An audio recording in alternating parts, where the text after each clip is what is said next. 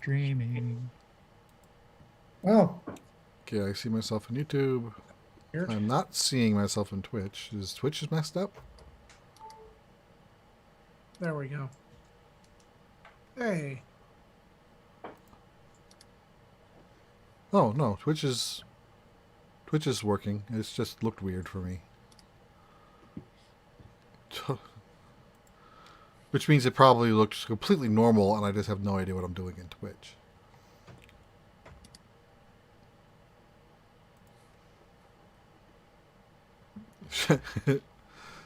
Sean, did you miss the show? I'm here. I'm back. Sean Abbott asks us if he missed it. Can y'all see us Sorry. in the in chat? We're good. Twitch says we are now streaming. Cool. We are on Twitter. I'm going to assume that means we're on YouTube Yep. as well. Yeah, I checked YouTube. We're good there.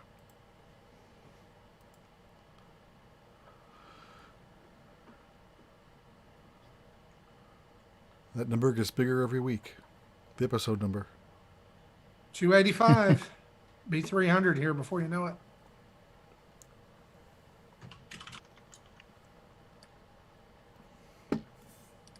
All right, let's see if that worked. Which chat should I hang out in? Twitch or YouTube? Well, Or both. everyone, the way it's set up with Restream, no matter which one you are in, if you talk into it, you should be seen in the other. I usually like to talk to myself. Tim.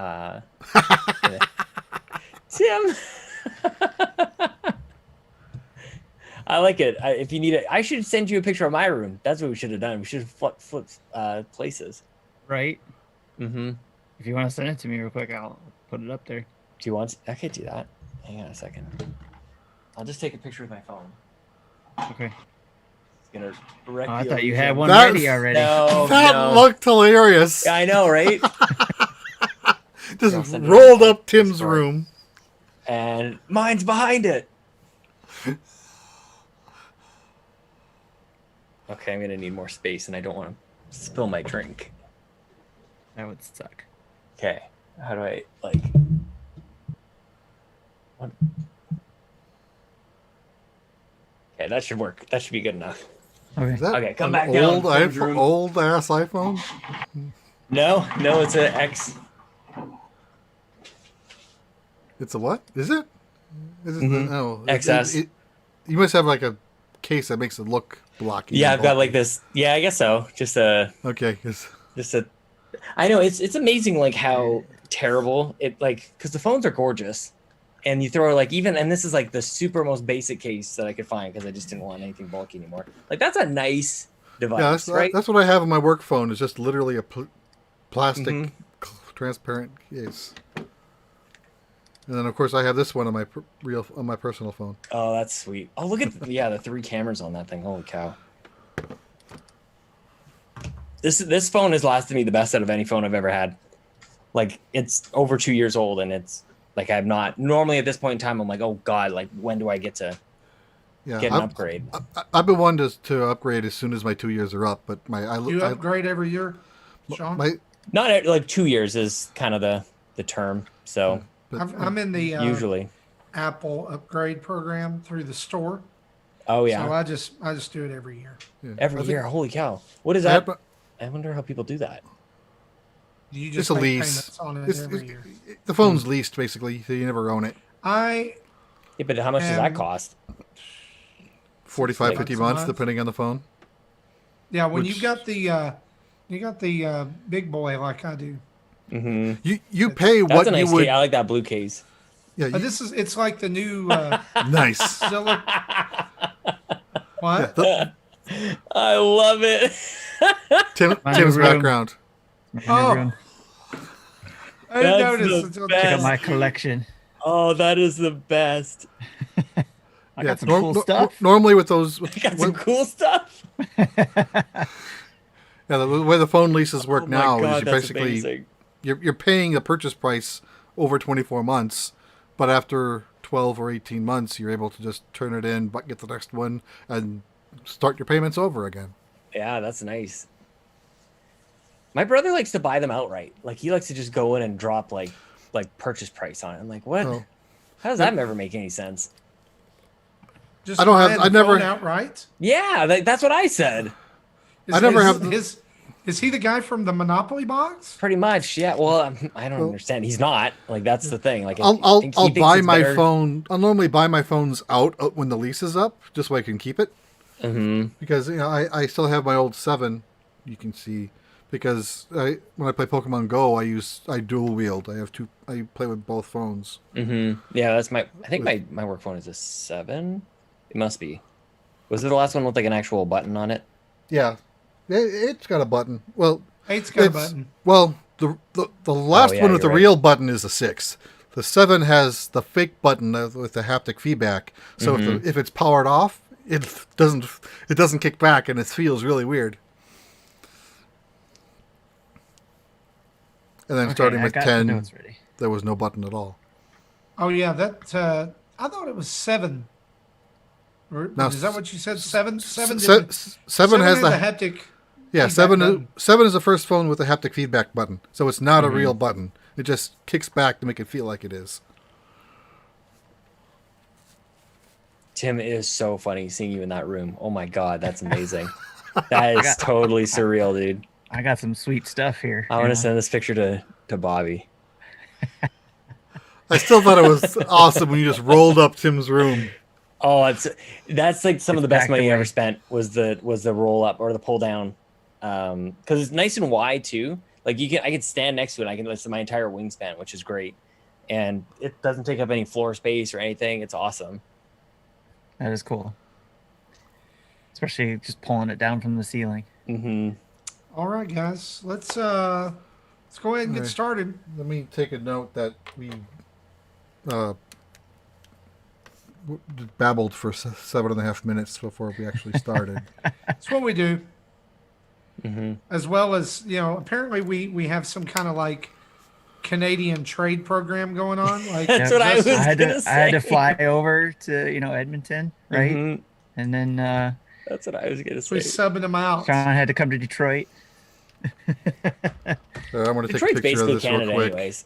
It is pretty much. I just have to hop, skip, and a jump, and I'm in Canada myself. Mhm. So, all right, everybody ready? Hold on 1 minute here. Okay. Pasting this into the chat so Justin can see it. Okay. Justin's Okay. a fan tonight, right? Yeah. All right. Ready when you are. Okay. 3, 2, 1. Welcome to Nintendo Dads, episode 285, recorded on June 18th, 2020. On tonight's episode, we have special guests Sean like the Connery, Capri like the pants, Pokemon, EA Play, Pokemon, PDA or NPD numbers, and Pokemon. Jesse, cue that music.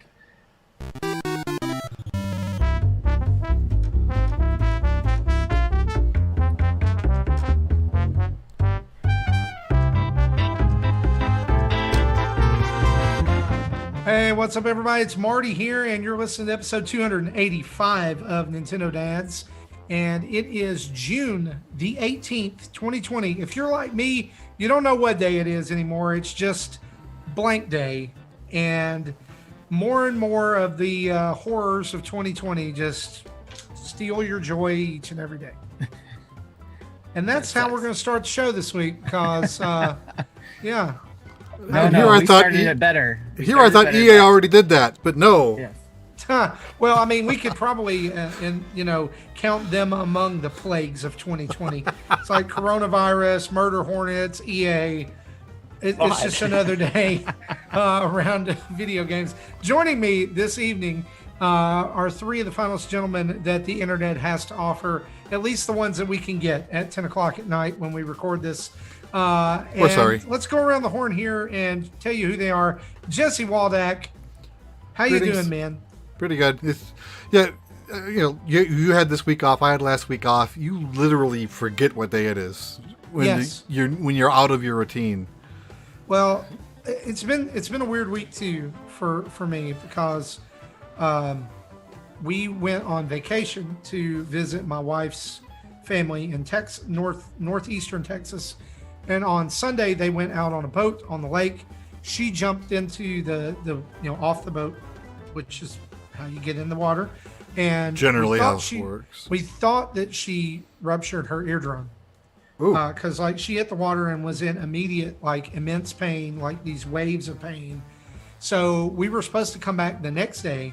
So I just packed us up and we drove overnight home. And so we left there at like 9:30 and we got home about 5 a.m. And we did that so that she could come see her doctor. Not have to wait 48 hours, only have to wait 24 hours. Thankfully, it's not a ruptured eardrum. But yeah, like Tuesday and Wednesday, I was so tired. I was literally dizzy at times. Have you ever done that? Oh, yeah. Like you get so deliriously tired that, yeah. Every Thursday night. It's called Friday morning after Nintendo Dads, right? But Jesse, you're doing well, right? Doing good? Everybody's okay? Yep. I'm doing everything. Awesome. My daughter's was having some confusing times with medical insurance and hard lessons and how that works. Oh, what's that? Well, she quit a job and thought that meant that that insurance from that job no longer applied. So when she went to the doctors, she used my insurance that she's still on as her primary. But no one told my insurance that she no longer had a primary and that my insurance was the primary. So they denied the claim. So we're trying to figure out what's going on. So she asked her insurance, and turns out, oh yeah, you still had 3 months insurance after you quit. So as she still has until like the 27th of this month. So she has to call everyone that she's seen and ask them to refile the claims using her insurance as a primary, mine as a secondary, just to get these things paid off. Wow. I think what he was referring to, Jesse, when he said, what's that is, What's medical insurance? Right. Oh. Right. See, Canada, I didn't even get that. Concept to me. When you two live in a wonderland of maple syrup and Timbits, you don't have to have medical insurance. It's funny because that's what you get when you go to the doctor, both as like to make you feel better, but also like as a curative like treatment. You got a cut and they give you maple syrup and Timbits. Just apply more. Slather it on. We move from leeches and bleeding it out to just. So like I guess Timbits welcome to syrup. the American medical system. Yeah, I mean, you can use science. It's fine. It's good. Probably helping out a lot of people, saving lives. Anyway, But so she have our didn't way. really have anything significant. I don't know what one of them was, but still, in a 2-month period, she had $7,000 of medical bills. Yeah. Of which she'll probably only have to pay $50. Jesse, I'm glad you mentioned that because that's why some people may have listened to my story just a minute ago and said, why didn't you just take your wife to a convenient care clinic right there close to where you were in Texas? Well, because we didn't want to pay $1,000 for somebody to look at her ear and go, it'll be okay in the morning. So we drove home where it cost $5 because of our insurance. Right. But hey, let's talk about escapes from the real world, shall we? Tim Off, how you doing, buddy? You are not in your house. Where are you?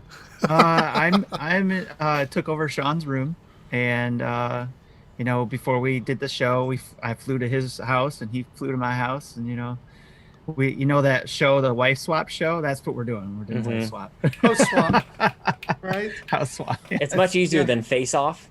With the way they do the face switching and the personality switching and everything, this is way easier. But a classic switcheroo, Tim, right? Like when we just got our wires crossed a little bit, I thought we were gonna like meet at your house, and you're like, I'm already on the plane. I'm like, oh, this is weird. So And Jesse now has a Pokemon. Oh, that's just a house cat. And it disappeared into the background. If you're not watching, you don't know. Waldak sounds like a Pokemon. Has anybody ever told you that, Jesse? It went in his Pokeball, and no, that. A Waldak, like what would like? I'm curious. Like we should have an artist create a Waldak. Somebody's gonna come up with that. Maybe a wall duck. It's like a side duck. It's a duck type. Yeah, totally. Made with brick. Walduck. Waldak. Awesome. But Fan art, know what? go. How have we not landed on for this those yet? of you who are listening, this has to happen. This has to happen this weekend. We need. Somebody's gonna do it. You got to do it. You got to do it. Somebody's gonna Come do on. it. I might you know just what? do it tonight. I'll sweeten the pot. I'll sweeten the pot. Y'all send them in. We'll pick one. We'll send you a $10 eShop card. Nice. There you go. See, you gotta listen. You gotta listen to the show. You can't just hang out. Anyway, Sean Capri is with us tonight, and Hey, guys. that's why I'm just saying that's why we're so derailed. Yeah, I tend to do that. You know, you guys have learned your lesson too, because I know Bobby was on the show recently as well. And Bobby and I used to be invited onto podcasts as a pair, and then the internet learned that that's a terrible, terrible idea. So we have learned that you are the only pair we don't invite at the same time. Yeah. Oh, okay. Well, that does make me feel better. Not that I'm taking it I personally, won't but say names, but if you're listening, you probably know who you are. And I can think Justin and of Zach. two. No, but I'm thinking of two sets of people right now. Yeah. Yeah, no, I'm so stoked to be here, guys. This is awesome. I'm actually a bit of a single dad at the moment. My wife is coming home, so I actually had to make sure that both kids got to sleep. It's very rare that I put both kids to sleep, and I think I had like a couple minutes to go. Looking at the watch, looking at my daughter, who is not even remotely close to going to sleep. So I guess I'm just throwing you in your crib and running downstairs. She only cried for like 19 minutes. She's fine. She's Is that asleep all? now. Everything's She's- fine. I'll check on her for you. She only cried for. She's still crying. She's still crying. I may be checking in on like the baby monitor every once in a while. But no, you're cool, man. We're she's so all good. glad to have you on the show, and that's why I had can't wait- kids to be here. Okay. This is why I did it. It wouldn't be a Nintendo Dad show if you weren't checking on your baby. That's right. monitor. I was on the show before I had Lincoln, and it didn't feel legit. So I'm like, you know what? I got to rectify this. We got to pop out a couple kids, and I can actually be a There you go. real to Yeah. life Nintendo dad. So before we start with my cat popping in, sometimes I'm not sure if my mic's picking me up right, but you heard my cat from 3 feet away. So Yeah. you should be hearing me just fine. Yes. Yeah. So if you're not hearing Jesse, it's not his fault. It's your ears. What? Get your ears checked. Go get your ears checked. Hashtag. But then, guys, we actually have news this week. I'm excited. We have stuff to talk about. Let's dive into it, shall we? Do it. There's a debate in chat about how to spell Walduck. It's It's with one L. It's with one L. Allusions back to Jesse's last name, but still with the wall. It works, guys. This is our new segment of the show. It's brought to all of us by our faithful followers over at patreon.com/Nintendo Dads, where things are going really good. Things are going really good. I love our Patreon community. I'm so thankful for them and thankful for all the support that we get over there, whether you're a dollar patron or whether you are all the way up to the $30 Patreon producer tier. We are super thankful for you. And I do want to let you know about something, and that is within the next couple of weeks, we are going to be introducing a small change to our Patreon tiers. And so that will affect some of you. And I will say this, it's not a negative effect. It is a positive effect. And so we'll be sending out some stuff about that here in the next couple of weeks to let you know about what's going on. It will be before you're charged for July, so you'll have plenty of time to know what's going on. But I do want to welcome brand new patron of the show, Metal. We are thankful for you. Thanks for jumping in and coming along and helping us. Guys, over 120 of you are patrons of the show now. That's crazy. That's crazy. That's awesome. Comparatively, I'm not a patron like personally of any other shows, but my wife has started listening to this show that she really loves called the Popcast, which kind of makes me jealous because she doesn't listen to us, but she's listened to every episode of the Popcast in like 2 weeks. It's crazy. She's like, can I be a patron of the show? And I was like, sure. So I go in to like do that to become a patron of the show for her. And literally they have 8,000 patrons. wow. So Nintendo Dads community, where you at? We need to. We This is Like- not got where the goals. story was going. Goals. Yeah, like I'm serious. Like I need to know where you are. Question in the 'Cause, chat yeah. about our new patron. Is it metal like an award or metal like iron? Well, see, down here in the South, we say metal, and a car's made out of metal, and you wear metal, and it can be with a Got it. T or a D. All right, That doesn't it's help. hang on. Actually, it is metal, Metal. Thank you. There you go, metal, like Metal Mario. I'm surprised they didn't call me out for my intro for saying Well, PDA I don't know. PDA numbers. PDA numbers. Oh, we know what Tim's been doing during quarantine. So, guys, this week, a couple of things we do want to hit on. I think this is our biggest story of the week. We'll get to EA Play here in just a minute because it's fresh. It just happened. But I want to rewind back a couple of days to the Pokemon Presents presentation that I think this was Wednesday, correct? It was yesterday, yes. Yesterday. At And 6 a.m. West Yeah. Pacific time. Yeah. So pretty early, but lots of Pokemon news to talk about. And so I wanted to break down this. First off, here's a question that I had, and Sean, I want to ask you this. Okay. How can we get a Pokemon presentation and not a Nintendo Direct? I don't know, man. I think that maybe they're ahead of the game. I don't know. Maybe they really just wanted to troll us. I think they've been motivated by trolling Justin Masson specifically. And I don't know. This is probably stuff that's been kind of in the pipe for a little while. I definitely got the sense that like these aren't enormous games. So, I'm excited just to improve my oral health through Pokemon and learning all about that sort of stuff.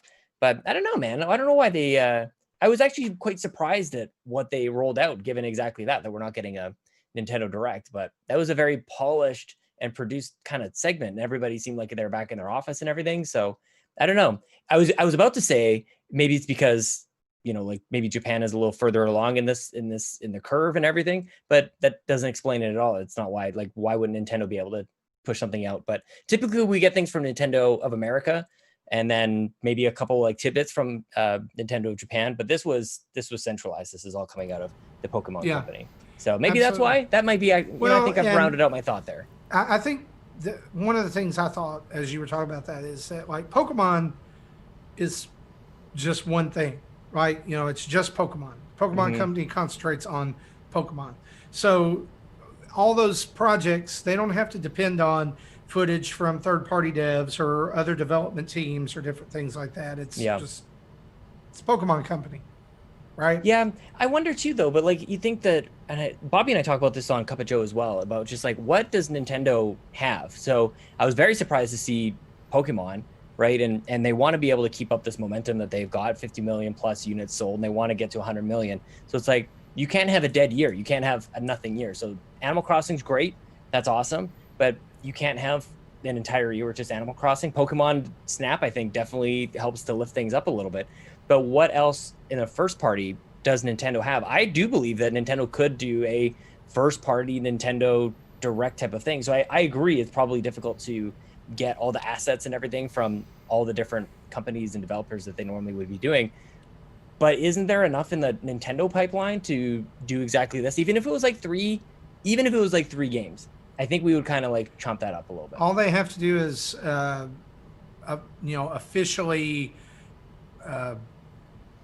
debut or reveal the 3D Mario thing that's been running rampant, and I'm good for the rest of the year. Exactly. I'm asking you a question. Like, what is the right time to drop? Assuming that that's a thing, like, why not do it now? Is there a better time for it? I would love to see it right now. But I think that it's always the Nintendo answer, though. Like that's the Nintendo fan answer. Like, today, just give it to me now. Do it today. But no, what I wanted to say to follow that up is that I'm beginning to think that June is not the right time, because in the absence of E3 and in the absence of Nintendo, the other companies have kind of taken those days, right? Like, true enough. You've got EA, you've got Sony's done their thing, you've got Pokemon this week and next week, right? We've got more Pokemon coming up next week. So I like maybe July, Yeah. maybe after Paper Mario gets out. It's like, Hmm. because really, if you think about it, after Paper Mario, there is no roadmap for the rest of the year. Yeah. And that was And like just an extension of what we already had. Like we already had sure, almost nothing. And like, okay, there's Paper Mario, and you're like, okay, so do you Well, and like do they troll us? I really wonder because they have to hear yeah, these rumors. They have to And see the Paper, rumors are out there. oh yeah, definitely. But Paper Mario was a weird one because normally, we know of a game several months before its release. Yeah. Uh, we this game went gold before we knew about its existence. yeah, That is not normal. yeah, I was gonna Hmm. say we didn't know about Paper Mario. Not even by We didn't. Nintendo. Nintendo hasn't never been normal compared to the rest of the industry, but this isn't not normal by Nintendo standards. Yeah. We didn't know what was coming out after Clubhouse Games, essentially, for a while Right. there, until they dropped Paper Mario, and then it was like, oh, now there's Paper Mario. So it could happen again, where they'll be like, oh, we're getting close to Paper Mario, and they'll so drop something here's else. what's coming out in September. And Maybe. while I Mhm. don't necessarily like that style of them doing it that way, I totally can see the legitimacy of doing that, because then if something slips, then they're not Yeah. scrambling. We're not in a Mario Tennis Aces situation again, where Yeah. it's basically let's push that tennis tech demo out the door and call it a $60 game.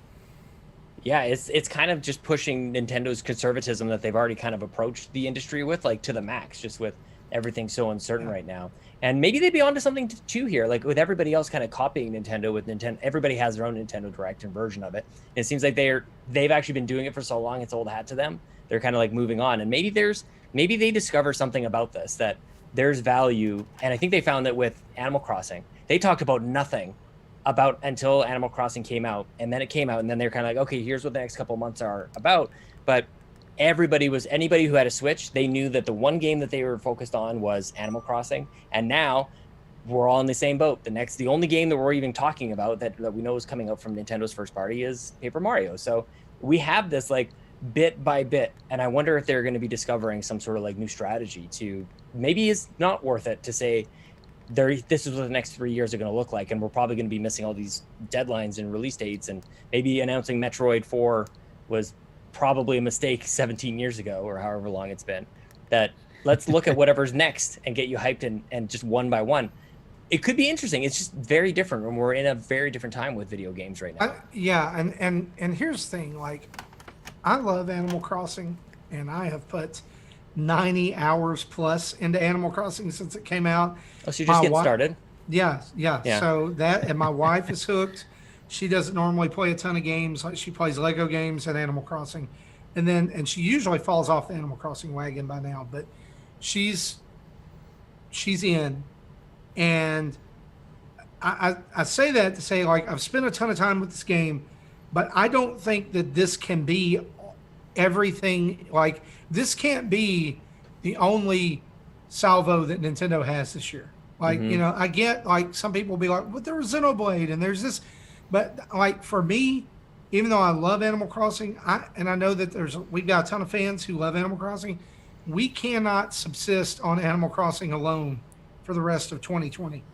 I mean, there's got to I be agree. something else. There's got to be some sort of fall game. Well, and I would, That's like I all said, you play as Nintendo games, then yeah, you're gonna want to know more about what's going on. But Right. there's a slew of other games that have been coming out. well, and like I said, I'm fine with Mario being that. Like, if it's the Mario trilogy or whatever, the 3D Mario All Stars 2, I'm great with that. I would love for that to happen. But like, there were so many rumors, forever, that Star Fox Racing was a thing. Mm-hmm. And there were so many rumors that Mother 3 was I finally thought it was happening. Star Fox happening. Submerged. Oh yeah, Star Fox Submergence. That was that. But I don't know. Like, I guess, like, for me, I've been thinking about this, and I know we've kind of rated Nintendo's years since the Switch. Like, the first year, absolutely gangbusters. The second year, kind of good. The last year was really good too. Like, this is the first time since the Switch has come out that I've kind of been dissatisfied with the lineup of games coming out. Like Mhm. Animal Crossing is great. Clubhouse games is an obsession for me right now. Like I can't quit playing it. But like I can't like Paper Mario is for me. Like I'm okay. Like I'll play it, but it's not like I don't get super hyped for it. Xenoblade, I Oh no! no, sorry. Oh, I it's don't so great. Oh, I love it. I've tried it. I've tried it twice. You know, and I so I Can't can do it. understand. I could understand the dissatisfaction if you got to Xenoblade and was like, no, that's not going to do it. Because I was on like I didn't do Animal Crossing. I've gone on and on about how I feel about the way that they handled a lot of kind of what I think is sort of anti-consumer stuff. Like you one game per or one island per console per all that Oh kind of yeah, stuff. yeah, It's just yeah. to me is trash. I think that's absolute garbage. That we own a copy in the house and I can't have my own island. But that's a story for another day. So I've skipped out on Animal Crossing, and if I got to Xenoblade and I got all the way through the year to that point, I was like, this game isn't for me. I'd be in the exact same boat as you, Marty. I'd be super disappointed with But this year. Sean, I heard when you overheard you guys at the coffee shop talking about that one I don't copy believe him. I didn't and want to tell him being to able his to face. play it. I don't believe. I don't believe it. It's not. You're Somebody else, supposed if somebody else can corroborate this notion that you All can right. actually have two separate games with two separate profiles using a single copy of the game, I'm all ears. But I think something got messed up. And also, it's too late for me with Animal Crossing. I've already stuck my nose up at it. I'm into Xenoblade. You moved on. I have moved on. There's also like Last of Us is coming out on PlayStation very soon here, and I'm playing. Just Oh yeah. I'm getting like this chance, man. I like Five for me, minutes, I isn't don't it? finish all my games. I rarely finish games these days. So it's been nice to be able to have a bit of a break and a breather to go back and finish up a lot of the games that I've really missed. Like I'm slowly but surely cleaning up Moons and Super Mario Odyssey and things like that. But it's been kind of nice just to explore the indie experiences as well Yeah. that have been coming out on Switch. And that's Yeah. funny you mentioned that too, is like I remember back in the day when Nintendo was really on top of their game publishing games and third parties were complaining we can't sell anything because all your games are the top priority for your consumers. We can't sell games on your platform. Now it's the other way around where Nintendo's not selling as much or putting out as much, so it's now the opportunity for third parties or indies to shine. So that's where I look at it. It's like, okay, whether it was purposeful or not, Nintendo is letting these indies and third parties shine with their like 2K coming out with all their games and all that kind of stuff, and all these indie games that they're spotlighting. It's really given them a chance to be upfront instead of the next Nintendo game that comes out every month or something like that. Yeah. Oh, this really got derailed. We were Yeah, I was going to say. I think this was. I think this was all an excuse for you to not talk about Pokemon Smile. No, we're going to talk about Pokemon Smile. We're definitely going to talk about Pokemon Smile. So this was the first thing revealed, an AR game for kids that helps them turn teeth brushing time into entertainment. And it's available now. It's for free. It has no in-app purchases on iOS and Android devices. Sean, you've been using this, right? You've been Definitely. Yeah. I gotta, man, when you're this close to a camera, like as long as like I'm on video conferences all day long. So I gotta make sure it's less about like the breath side of the oral health. I've just got to make sure that the smile is nice and bright.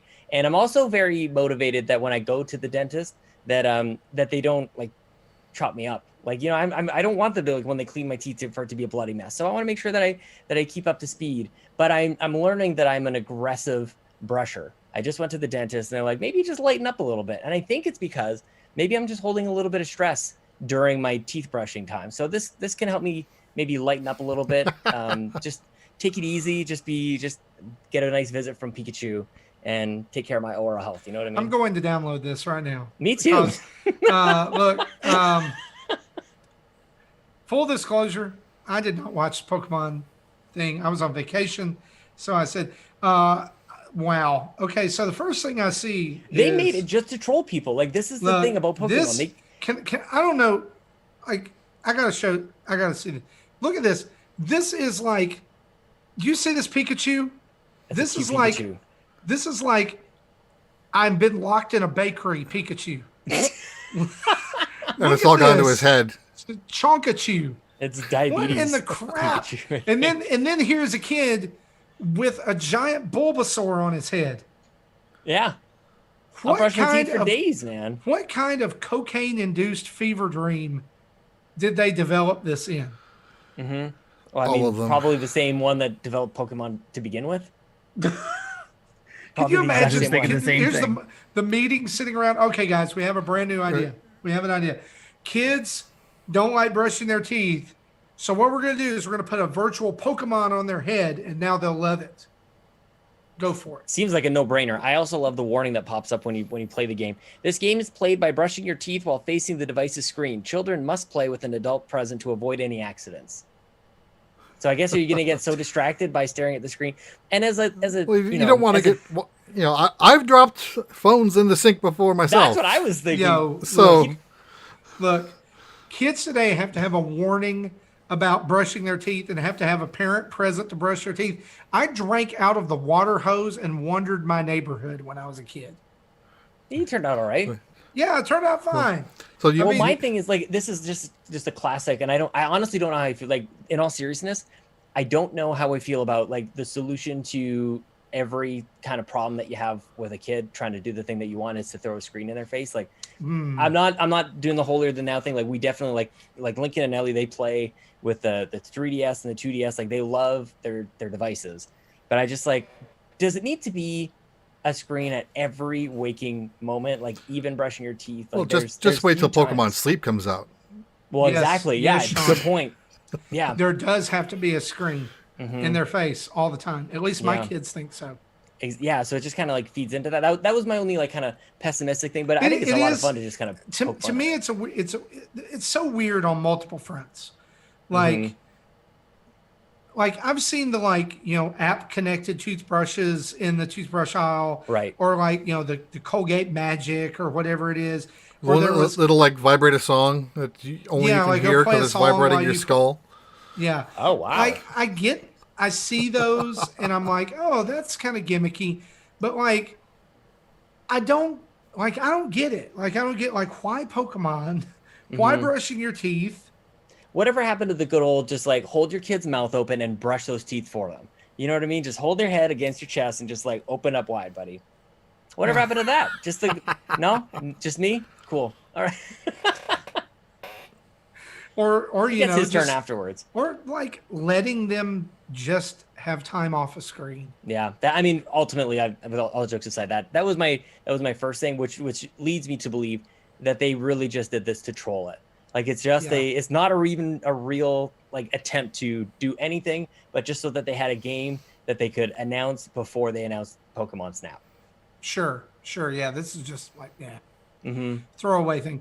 They also announced Pokemon Cafe Mix, which is a puzzle game. Kind of, it looks like in the vein of like Tsum Tsum Party or whatever, where you or the Yokai Watch game that came out on iOS and Android, where you drag through all the heads and they pop and they're kind of combining that with cafe management. Like you can hire Pokemon and they do like different power-ups and stuff and serve food based on your performance in the puzzle game. It's free to start with in-game purchases. Switch, iOS, and Android, and it comes out on June 23rd. You can pre-download this right now. And here's the thing, I think this is important to mention. Play on the Switch is handheld only. You cannot play it on the TV. Yes. Yeah, the Switch says it releases on the 23rd. The iOS version says it releases on the 25th. I did a pre-register on my iPad because I'd rather play it there than the Switch, especially if it's touch only. Right. So I'm presuming Android devices also have a similar pre-register feature. I just can't confirm it because I don't own one. I've always felt like Nintendo and by kind of connection with the Pokemon company, they've had to be very careful about releasing games like that are touch only, that because it can so easily have all the trash that's on mobile just like make its way on over and park itself into Nintendo Switch land. So you have like the Wii just bargain bin stuff all over again. And I think they still need to continue to be very, very careful that this touchscreen only type of game come over to Switch. That has to be very few and far between, and for some special reason, which I don't know if this game is that, other than the fact that it has Pokemon attached to it. But I don't really want to see a whole lot more of that, just because I'm really worried that it just opens the doors to a whole bunch of just crap from mobile onto Nintendo Switch. Yeah, I'm curious to see, because I'm willing to give any game I put some time in, $3 or $5, but it depends on how paywally the game gets. Will determine whether I play it more than 3 days or not. Mm-hmm. And it seems like Pokemon is actually more in line with like the mobile market just in general. Like it seems like we're getting like Mario Kart and Mario Run and all these like kind of. We obviously had Fire Emblem, which worked on mobile in terms of like dollars raised and everything like that. But Nintendo has definitely found a hard time getting a foothold there. But Pokemon, I think, would work. Like obviously Pokemon Go, and it just seems like Pokemon. Yeah, they've had other. I forget. There was a 3DS game that was also on on mobile that had in-app purchases. I think that it didn't do great, but it didn't do. It was decent. It was still it was a fun game. It didn't nickel and dime you.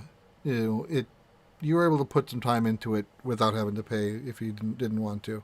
Mm-hmm. Wish I didn't remember what that game was though. I don't remember. Was it Rumble? No, it was Star more Fox's Emergence. It was pixely, wasn't it? You had to cook things and. Right? I thought it was more drop-down puzzly type of game, not Troze, but something along that line. I don't remember. I don't know, but speaking of that, like the fact that Dr. Mario is not like a ginormous hit on mobile is a travesty. Yeah, that has. I've always wondered about that. Of course, the thing is that Dr. Mario World sucks. Yeah, I mean that's what I mean. I mean it's like they had a How did that surefire happen? hit. Yes, they had a surefire formula, and then it's like, no, let's take it, and make it flip upside down, and let's make it crappy. No. Yes, yeah, it's an absolute disaster. That should have been a no-brainer. The thing is I did a lot. What I do with a lot of mobile puzzle games, I played it until it got to be the only way that you can beat this game or beat this level is to get lucky or spend money. Mm-hmm. And now I'm done. Like I know Dr. Waluigi's in there. I don't care. Like because there's no way to get him. There's no way for me to progress. It's like 0.5%. You get to a certain point and it's like you can't go anywhere anymore. Yeah. So unless you're willing to spend $29.95 for some temporary power-ups. Well, good for you for getting that far because I didn't even think the game was very good. Or it could be worse. In Mario Kart they have metal gold dried Bowser. Oh yeah. Like how many gadgets can you throw on a name? Oh. Just let us buy our damn amiibo like we used to. Whole rant about mobile gaming, and I'm not going to do it. All right, sorry about that. I can't. My blood pressure. There'll be more outages coming, but yeah. I mean, like Mario Kart Tour had such good potential, and it sucks too. I can't. I'm sorry. I can't. I played it for like 2 months, and I even bought the little $4.99 pass. Because I wanted more characters. It sends the wrong message, Marty. Yeah, I know. It's not the right thing to do. I'm sorry. Well, that's why I quit. That's why I canceled my subscription. You stopped, right? That's the message. I did the like the free trial, and then I was like, oh, I'm still playing it. That justifies it. No. Yeah. That's what it was with Dragon Quest. It was $6 or $8 a month, but the first month was free. So I subscribed and got some benefits from it, and then I just canceled it when I stopped playing, and never put any money into it. Mm-hmm. Yeah. But let's talk about what everybody's here to see. This was the big hit of the Pokemon presentation, new Pokemon Snap for Nintendo Switch coming soon. No date announced. They did not show footage from the game. They showed a cinematic, which, I mean, what game company shows a game for the first time and doesn't, and shows footage? That we've been seeing. I mean, Nintendo, that's basically it. But I mean, nowadays it's pretty much just, here's a cinematic trailer. We'll tell you more eventually. But I'm just going to say this and I'm going to back off. I don't get it. I don't get it. I don't understand. Yeah, I I was don't get. I don't get. I played Pokemon Snap on the N64 when it first came out. Okay, I didn't think it was like the bee's knees then. So tell me why I'm wrong. Go ahead. actually I'm kind of mixed. You know, I remember playing Pokemon Snap, and I think I got to the point where I did get all of the Pokemon that were in the game. In fact, I still remember actually calling the Nintendo's help number and asking, "How do I get this?" So you know that number was still around during the N64 time. But you know, it's one of those games that once you do everything, there's nothing else left to do. So you know, I plan on getting this and I plan on playing it, but this is not going to have a long shelf life, at least for me. I think this is more of a thing for those because it is a 20-year-old game that it's hitting the nostalgia feels for those kids who grew up on it 20 years ago. And they're just like, "Hey, I got a Switch now," because they're all in their 20s probably. "I got a Switch now. Oh my gosh, Pokemon Snap 2 or new Pokemon Snap is coming out. The game Yeah. I used to play when I was a kid." This is perfect marketing for that for what they're trying to reach, I think. And I'm the same way, Marty. I'm probably one step behind you. I did not play N64. I was in the transition time of not having a Nintendo system at that time of figuring out life and all that kind of stuff at that time. So I didn't have Nintendo 64. So I have no nostalgia for a lot of the N64 games, like Mario 64 or Pokemon Snap or anything like that. So all these things that are coming back out, like everybody's talking about the Mario games with the new Mario 64, if they come out with that rumored game, everybody's all excited for it. I'm more excited for Mario Sunshine if they redo that one because that's when I Yeah. started hopping back into Nintendo was the GameCube. So with Pokemon Snap 2 or new Pokemon Snap, that makes sense to me because it's doing what they need to do to get those people who are feeling nostalgic for the N64. That's the way I Sean, feel. Isn't that you feeling nostalgic for the Pokemon a Snap? I was just gonna say, like, isn't it a terrifying thought when something comes out on its 20th anniversary and you're like, I'm too old for that. Like, it's not nostalgic for me. It's 20 years old and it's It's not more than hitting. Like, that it's because yeah. So I don't know, man. I looked at it and like I feel like Justin and I are actually in a similar boat in this, not just because we're both in Alberta, but like his reaction to the whole stream I think was amazing. And if people have missed it, like you guys have to call that out because it is one of the greatest things. Like he was genuinely upset with Pokemon Oh, Smile. And people then people have been watching it. oh my god, it's one of the best things ever. And I know that he doesn't like ham it up just for the camera. Like that's as genuine as it gets. And I feel like I was in the same boat with him, just like for real, like what is going on with the Smile thing? And then Snap came on and I had never played it. I'm not going to pretend like I did. And then like Pokemon just in general was like just a couple years, maybe just I missed it just by a couple years. But for some reason, this gameplay did look kind of intriguing to me. Like it looks like that, I don't know, just kind of relaxing. And I kind of I've tried Pokemon a couple times and it just kind of misses. It just seems, I don't know. I don't want to disparage it because I know a lot of people really love it and they still love it, but it misses something for me. But I loved all these sort of like side Pokemon experiences because I like the notion of what's going on in Pokemon. I love the design of these characters and everything. That's like I'm all about that. For whatever reason, I just don't want to like go play a 100-hour experience. I think it's more about that. The Pokemon games are maybe just too long. But this looks super fun. I just want to go like travel along and it looks gorgeous. I thought that it showed really well. And I guess we just go like I don't even know what you really do. Do you just go take pictures and like Yep. collect the yeah, pictures in your photo book or something like that? pretty much. Yeah. And then you get I mean, I scored could Like you play based go on that. the on this little quality. ride or cart thing and you go I have a around it. 3-year-old who would love that too, and I would love playing that Yeah. with him. So maybe And that's more the angle I'm looking at it than There you I go. can't wait to go take pictures so of there's Pokemon. But two things in the back of my head. One, I wonder if it'll have motion controls because people were saying it'd be a perfect Wii U game, you know, playing it like, mhm. and so you can still do that on the Switch. And It's two, Pokemon Go for the quarantine year. Like nobody's allowed to go outside, so stay inside and take pictures of Pokemon and search for them instead. right, and two, this would be a good Labo game, Labo VR.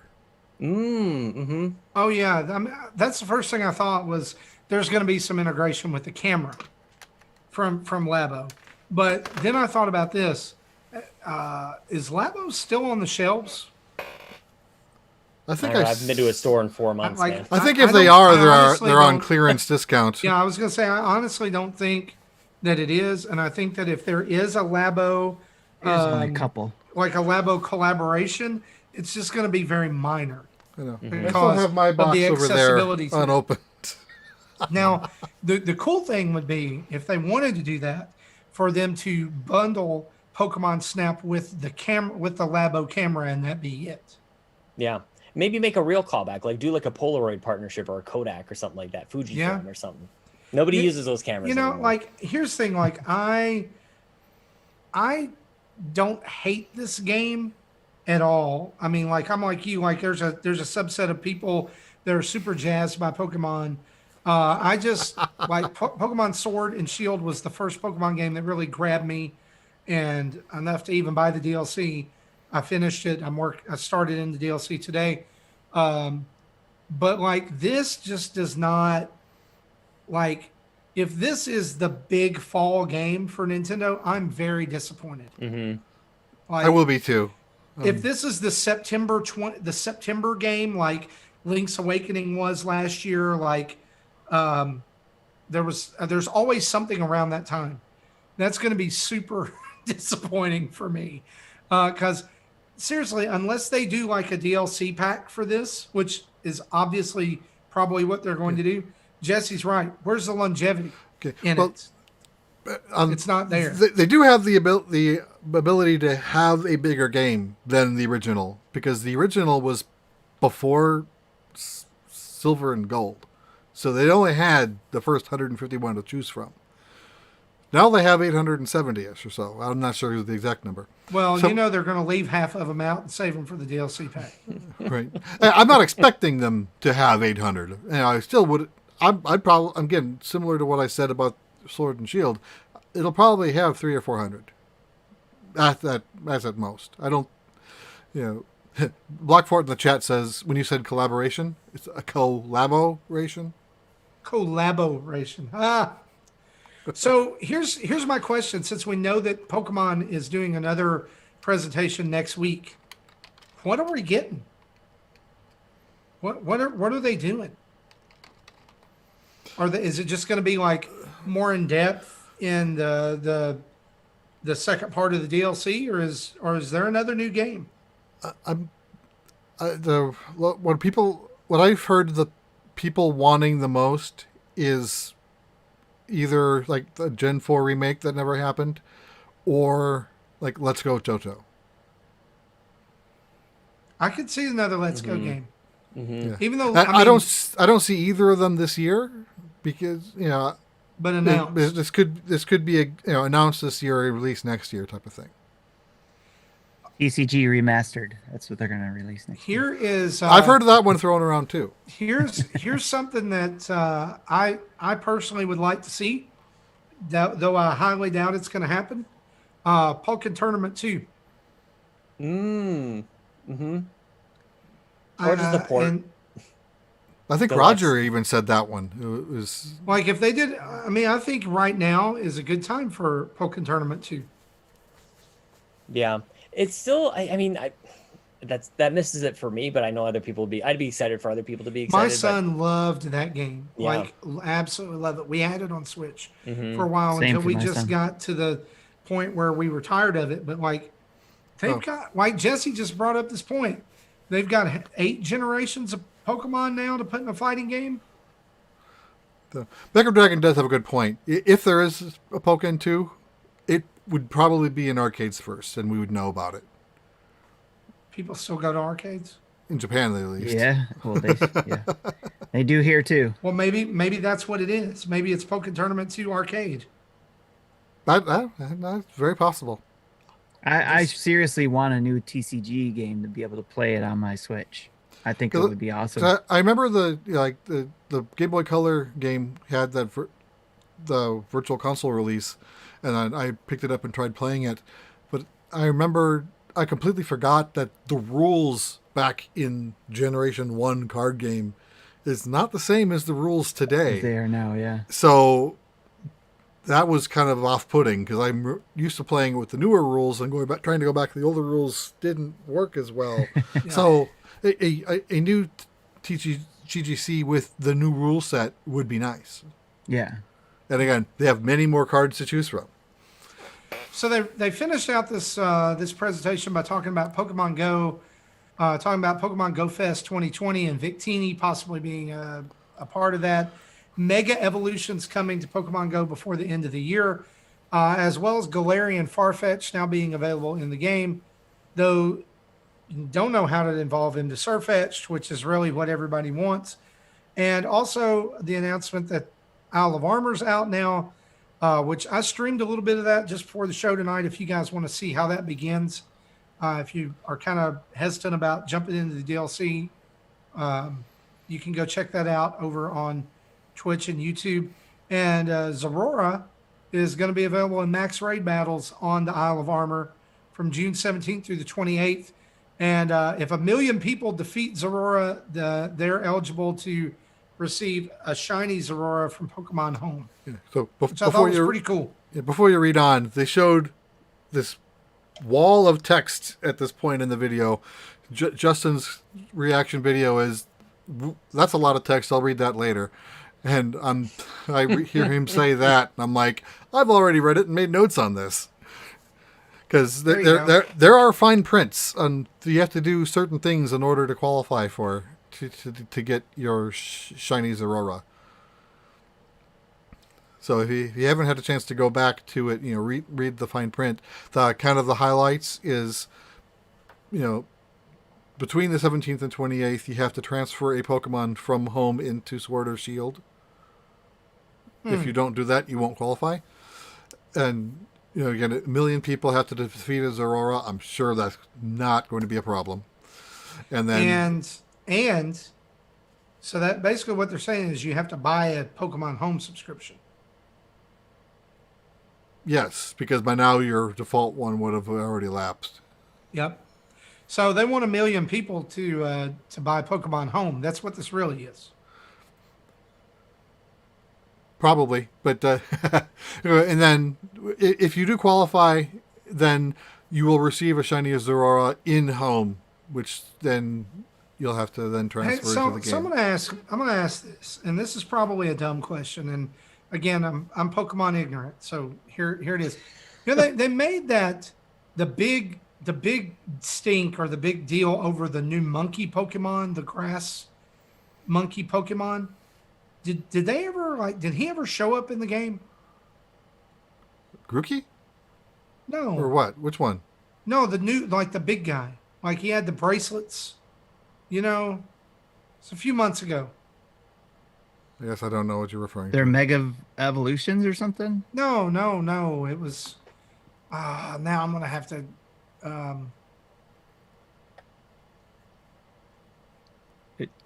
I don't remember any Zarude. announcements. Zarude.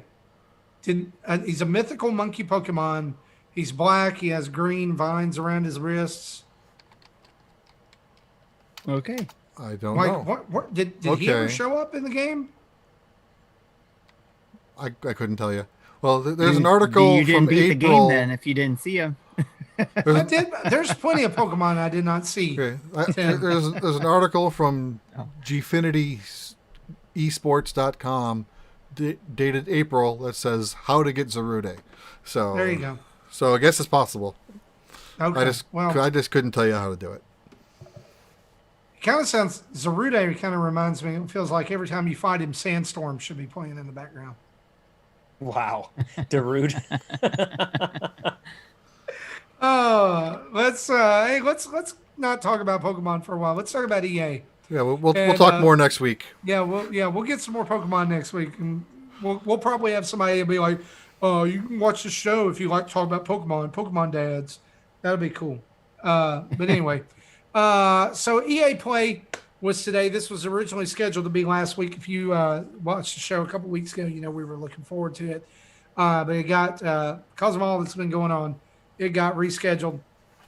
And of course, Justin, man, I wish Justin was here so that we could give him a hard time about being such a Apex Legends fiend and saying for so long. You thought the look of comes, you thought the look at his face with Pokemon Smile was something. The look at the end of the Apex Legends bit was great. Yeah. So because they trolled us hard. yeah, so Apex Legends entering season 5 on other platforms right now will actually be coming to Nintendo Switch, and it will come with crossplay for all platforms, including Steam. But this game does not come out until the fall. What the heck? Like, let's be honest. What the heck? Like, guys, it's already out on everything. You could probably play this on a toaster. It's like Skyrim by now. Come on. Coronavirus. Mm-hmm. You got to think that it's not like they just choose to delay the release of it. If it was ready to go out now would be a much better time. Like, you don't want to have that sort of thing drop in the middle of everything else that's going to be happening. But what I love about this is that Nintendo does get to be the usherer of crossplay. Like, it happened with Fortnite, it happened here. It's like, well, if we're going to put it on Switch, then everybody's just going to play together. And it seems also so counter. I mean, the fact that crossplay is even a thing, but the fact that Nintendo is the one that's kind of bringing it all together is so magical. And yeah, they know what we were hoping for. And so when they say we're going to be expanding this to another platform, to Steam, and it's like, oh, you sons of guns over there. A perfect reveal. I thought it was a great way to start it out, and definitely got people excited, at least in our camp for sure. I'm really excited about this. I've played just a little bit on Xbox One. We have one here at my office, and I've played around with it enough to know what the game is and know what it does. Mm-hmm. But man, I can't wait to dig into it. I've always thought this would be a great product for Switch, and a fabulous get for Nintendo. But I love the fact, guys, that in this, including Apex Legends and Burnout, EA announced during this presentation that there are going to be, we already know 2 of them, but 7 new games coming to Nintendo Switch from EA. Mm-hmm. Now, what we also know at this point from going further in the presentation is that one of those is Lost in Random, which is coming from EA and Zoink, which means it's going to be fantastic. The other is FIFA 21 Legacy Edition. But do you really call that a new game? It's not a new game. It's not a new game in any way, shape, or form, but it is to them. They're calling it. They're going to use it as one of the 5. Yeah, they're going to use it as one of the 5. So right now we got Burnout Paradise, Apex Legends, FIFA, Lost in Random, and that's about it. That's all they announced right now. I'm willing to bet. Just the Forest game, was that one coming to Switch as well? Which one? The 2, the It Takes Two. It Takes Two. Yeah. I don't know. It did not have a Switch logo. It didn't. Yeah, it didn't say. Shoot. Okay. Now I will tell you that. Yeah, and there's another game that looked like it would fit is Rocket Arena. Yeah. Yes. They had all the icons, and none of them a Switch. Mm-hmm. Really? Yeah, like 5 of them refer to like PC. It's like Steam and Origin and everything else. I seriously think that will probably come to Switch in the fifth season. Yeah, it's got to be in the 5th season. Season 5. Yeah, you gotta wait. You gotta wait a few seasons. We're making progress. What season was Fortnite in when it finally came on over? Season 5, I think.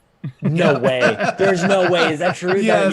You might be right. Yeah, about it's that, season actually. 5. That's at least with amazing. Apex, it's definitely season 5. Yeah. So That's chapter the thing. 5 or whatever they call it. Well, on the Apex front, like, it's great because like it just sort of satisfies that Call of Duty itch. I think that maybe some people might have. Like, it totally takes over, and I'm not calling for Call of Duty to be on Switch, but it's just like now you especially don't need it. It's such a great game, and it's free. That's the other thing that I feel like it kind of gets lost. I've been hearing people kind of talk about it in a new way because they've mostly just written it off because it wasn't on their console of choice being on Switch, and like you hear people talk about it, but I think it's been out for so long that we forget that it's a totally free to play game, and it's got to be one of the best free to play games that there are out there. Now it's free to play. You can put money into it if you want to. Yeah, but I've never. You can buy into like the season pass, like Fortnite. Yep. Yeah, exactly. And yeah, exactly like a Fortnite type of situation. Like I you will don't say have to this, put that money in. like from my time playing it on the Xbox One, the feel of this game, it feels great when you play Hmm. it. It's fast. It's like like the I don't know any other way to describe it. Like just I guess the mechanic with rumble on the Xbox One controller, like when you shoot the gun, it feels very on point. Yeah, Like it's slick. it It feels like it feels like a should. gun, Hmm. and I don't know, like the sliding mechanic and being able to play in squads and the characters, like it's almost like Fortnite and Overwatch and Call of Duty all kind of matched together Yeah. in a way.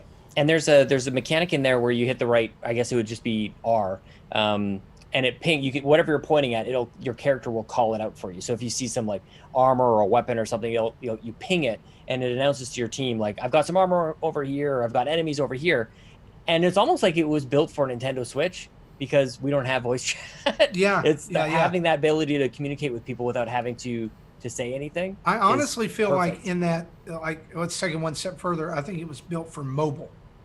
Yeah, It was, and I'm surprised that or just crossplay we're to not not have the seeing this chat. on mobile and Switch at the same time, because I know that Apex on mobile has been rumored for a while. I always wonder about. I never really did Fortnite or anything like that, like any of these shooters on mobile, unless you've got like a It's really controller kind of hard. paired up It's to it. really hard to play Yeah, Fortnite on a phone. who is doing that? Like Fortnite is Lots of complicated. people are doing it though. Yeah, Lots of I don't. people are doing it. I Good have for some But them. friends and who man, do that. like and on an iPad now, let's be honest, like on with if you've got like an iPad running iOS 13, you can connect a controller. Yeah. So you can just play it from your iPad. Hmm. So No, that was definitely a good get and a good. I love that this is Respawn who makes this game, and I think the world of these guys. I think they're just some of the best developers on the planet. And again, just pushing the narrative that maybe we shouldn't be ignoring Switch. And they've been really and for EA, they typically develop on their own engine with Frostbite, but Respawn is just so good at what they do. They're kind of breaking a lot of the rules that EA has, and it's got to be for the best. The whole like loot box situation is much better now than it was. And I was saying this on the Xbox Drive as well, that I'm not one that really subscribes to the unconditional hate to EA that I know a lot of people do. And I think that those people are going to have a hard time over the next couple of years reconciling how they feel about what I think is going to be a good next couple of years with EA. yeah, yeah. I think it's going to be all right. And on top of that, I just want to say this: Star Wars Squadrons looks amazing. Looks great. Yes. Like I Day cannot one. wait I'm for gonna that go game. pre-order it. Same here, man. Yeah, like, and honestly, if they can give me another Jedi Fallen Order, something on that magnitude, Hmm. like, I'm They've good not with made a bad EA. game. They've not I'm made a good bad with game. EA. Hmm. Exactly. So I'm I mean, excited. I get it's the evil empire and it's easy to hate, and we've talked a lot, we've hated on them a lot here, but like, here's the thing: EA makes That's the good. thing. Look No, at okay. So no. EA makes good games. yeah, EA makes good games, but they're also giant buttholes. sure. Sure, but so that's kind of like what I totally I can't argue with that. The thing that I have to observe though is this like weird position that Nintendo fans are in, which is everybody hates EA. If that's a common sort of attitude that people have towards EA, then get out of my Switch should be the attitude. But instead, EA's kind of, or a lot of Nintendo fans are like, come on, like why don't you come on over here? It's like Begging for I them want put you to games come on to it. yeah, but at So the same I've time, I've mentioned that before, where I've been upset with EA because they're not coming to the Nintendo Yeah. Switch or Yeah. Nintendo products, and it's because I like EA's games. I Yeah. like having them. I like playing them. I want to be able to play them on my Nintendo console, especially on the go. That's why I'm upset. That's why I always wanted them to have it. And here's the thing, like what Tim's saying, I would love that too. But do I think that like I'm going to play Jedi Fallen Order on my Switch and it'd be worth any count? No, yeah, I don't. It's not. It can't happen. yeah, I agree. Unless Panic Button does it and they do whatever witchcraft they do to make it happen. For real. But here's the deal: EA could do so much with the Switch, and I'm going to tell you what I think is the glaring omission from this whole EA Play thing is where in the crap is Plants vs Zombies on the Switch? Yeah, The shooter, the game itself, whatever. Where Mm-hmm. is it? It's tailor made for Nintendo audiences, big time. and I feel like that like to me that is money on the table. Yeah, They're start just there leaving. where the games actually make sense on Switch. Like, don't Yeah. go with Jedi Fallen Order as you mentioned, or even they even had Sims on the EA Play today. They had the Sims 4 on it, and it's like that game would be enormous The on Sims Switch. on Switch would It's not even fair. printing money, Mm-hmm. printing money. Yeah, Like, yeah, you're just waiting for it. I mean, you're looking at a console that to go with a touch screen. You know that Yeah, maybe it's coming. I thought I But missed I'm it. not Like gonna I was hold sort my of in breath. and out. I was messaging Jesse and Justin like, did they say it? Like that They must be said the the reason this Sims, is but here. it's not They coming. did to not the- say Why- Switch. Golly, Right. yeah. I'm surprised even the Command and Conquer Remastered Collection wasn't But now coming here's either. here's the deal. Here's the deal. There's 3 more games out of those 7 that we don't know. Yeah. Maybe it is. Maybe they're working on it. Mass Effect. It's got to be Mass Effect. Bring It's it to probably everything. going to be Mass Effect. I mean, it's 360 PS3 era game. So bring it to Switch. You guys don't even know what you're missing out on. It is so great.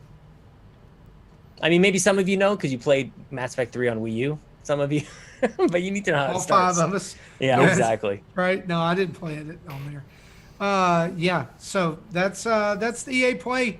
Sean, let me ask you this from a perspective of someone outside of the realm of Nintendo only. Yeah. Do you think this was a worthwhile presentation? Do you feel like they did a good job? I thought it was okay. I think EA generally kind of, I don't know, they don't really excite, and I always kind of get my hopes up that they're going to come up with some sort of like amazing just bomb drop. Apex on its own, honestly, if they just kind of like stopped the stream there, I probably would have been happier than I was. The fact that they kind of kept going, like that was such a big moment. I am glad that they got it out of the way, but that's actually more of a closer than what they had with Skate 4. It's like they just kind of I wouldn't call what they had a closer. It was let's have a Yeah. conversation and not tell us anything. They said the name, and it's like it's even. I mean, that's kind of how they actually revealed Fallen Order. Was they kind of went over to Vince Impella in the audience at E3, and they're like, "So, like, what's up?" And he's like, "Oh, we're working on a Star Wars game called Jedi Fallen Order," and it's like that's your reveal to the world that this is like a new game that people are really caring about, and that's kind of what they did with Skate. And I will give them a little bit of slack. The fact that the way that these presentations are being put together is got to be incredibly challenging, and you don't have that sort of that build up, and it might be unfamiliar for them to put together. But I thought it was okay. I think the whole like I don't know if I might get lambasted for this, but I think Joseph Fares is entirely overrated. I think he swore at a camera and he's become famous for it, and I think that's all the wrong reasons to be famous. I think No Way Out or A Way Out was average at best. And so like his new game looks interesting, but he has created like himself as a celebrity in the video game landscape. So I thought it was okay. He's trying to be the new Cliffy B. Yeah, That's but Cliffy kinda- B kind of changed the entire industry. Like he can't. I don't know. He's Well, up no, there I get with- that. I'm just like he wants to kind of be on that level. Is Yeah, kind he of where just- I'm getting. He's eccentric, and I get that, and people like that, and you know it definitely shakes things up a little bit. When I play his games, I'm not like, oh my god, I'm like how he talks about his games does not match how I talk about his games. I'll put it that way. But the thing, like, I don't know that I get hyped up about really anything that they talked about today, other than Apex, and it just refreshes my mind that I should probably go play some Apex. And I can play with people on PlayStation, or I can play with people on Switch, and it doesn't even matter anymore. That's exactly what happened with Rocket League, which is awesome. I can keep all my stuff. I can play where I like to play, and it doesn't even, a couple years in the future, it's not even going to matter. It's not even going to be a thing for a game to come to crossplay. Yeah, crossplay is going to be is- the thing. Mm-hmm. Yeah, Yeah. and that's a win for everybody. Yeah. Yeah, I was hoping for Mass Effect, so from that perspective, I was disappointed. I actually thought it was a bit of a sure thing at this point. And this is something that, like, in Nintendo land, we do this a lot, right? Where we build up a rumor that there's not really any indication from the company that, like, said that this is even a thing that's happening. But I thought that was for sure going to happen. So when they said there's one more thing, I'm like, here it is. It's Mass Effect. And then they kind of just, like, burped out Skate. I was like, oh, man, super disappointing for me as a Mass Effect fan. But I think some people will be excited because it's Skate. But EA also kind of kicked off E3 usually, and it's like, okay, we're kind of warming up. Usually you'd have something to look forward to the very next day. You'd usually have like Xbox or maybe Ubisoft or somebody who would come up very shortly afterwards. And this is my just weekly comment that I really miss E3. Yeah, I do And, too. and I mean, this is making just such a strong case for E3 to come back. Like this absence, this forced absence, that it was actually like Corona that forced E3 out of it, rather than maybe like lack of interest or anything like that. I think people are missing it so much that they'll just be clamoring for something next year, because it's just IGN and Jeff Keighley and everybody else is trying to like pick up the reins. They've had every opportunity to replace it and to bury E3, and they've not, in my opinion, they've not done it, not even close. They have actually made the strongest case for E3 to return in 2021. It's because I think it's too many people wanting to do it, and so now it's all spread out and discombobulated. And I mean, the coverage was chaotic. always like that, anyways, right? There was always Well, like, at least it but was all always done in about a week. thing. Exactly. Yeah, I don't know.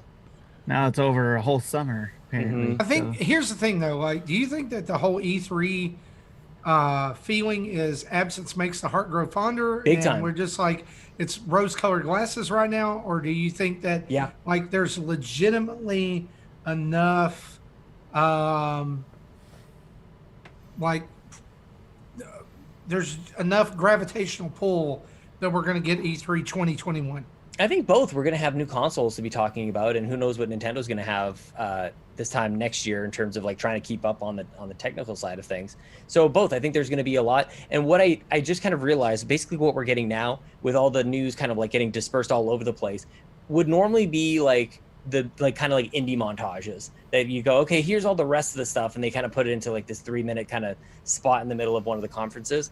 Those all are getting like their own pieces of coverage on a Monday, Tuesday, Wednesday, Thursday, Friday. It's all the time, all summer long. And I remember even when Jeff Keighley kind of announced his Summer Games Fest, or I think that's what it's called. And it's like, that's a long stretch, man. It's like months at a time here. So obviously looking for something a little bit different. I just don't know. I have yet to talk to somebody. I'm curious if anybody wants to reach out and let me know that they are enjoying this. I just have not, I've yet to meet the person who's really enjoying what's happening this year.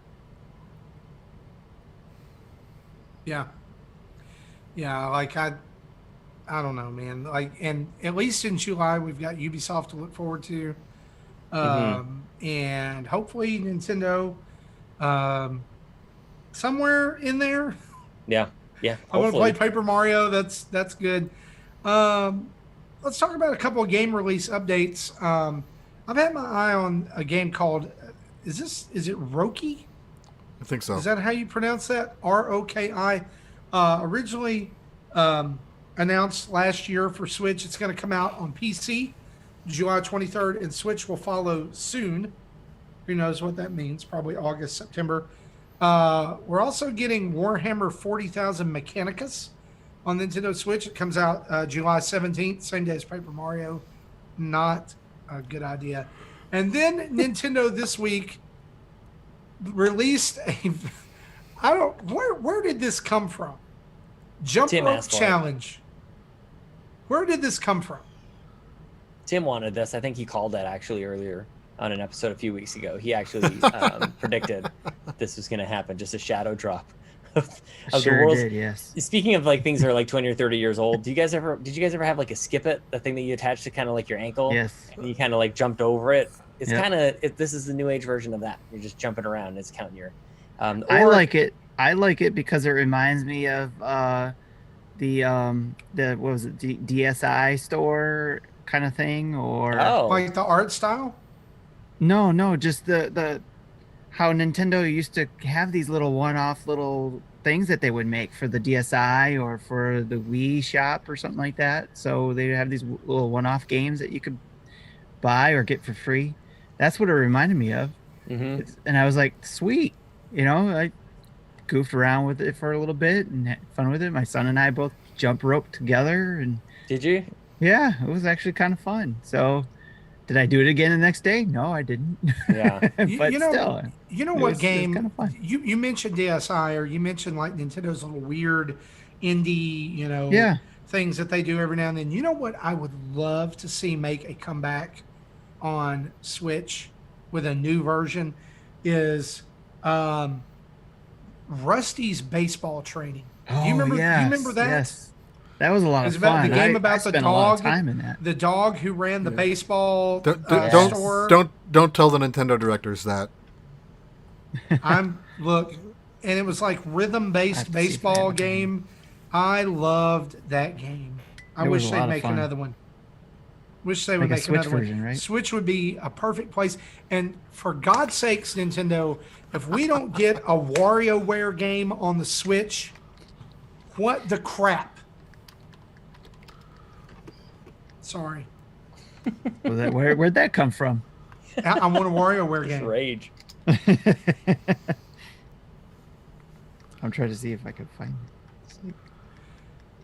Well, here's the deal. Like all these, like everybody gets excited about the Zeldas and the Mario's and like I love Nintendo's weird side projects that they do, like WarioWare and do we need to call F-Zero a weird side project at this point? Super Mario Kart was a weird side project. Yeah, This is and kind look of at what amazing. I it's didn't remember that. They used look to at have what it's done. they used to have what? So they had like 5 different clock games or different colors or notebooks They had or notebooks and an airplane game, and they did all these weird things, but it was like just the developers having fun creating something with the technology they had, and that's what I there was saw this in one this. rhythm game I remember that I really liked. I don't remember what that was called. Now I'm curious. They were all looking for the stuff all that kind of stuff. But, yeah. Well, while you guys are doing that, let's move on and let's talk about some May 2020 MPD numbers. Obviously, again for May, the Switch was the number one selling console in the United States or North America region. Uh, Guys, this is some pretty stout numbers, and I wish Justin was here to kind of talk about these, but we'll take his Canadian The substitute. numbers. Actually, Justin is here. If you're watching, Oh. all of a sudden there he is. Something's wrong with him though; he's petrified. Um, so, what games that made the top 20 in the U.S. from May 30th or May 3rd through 30th? These are the games that include all consoles if multi-platform.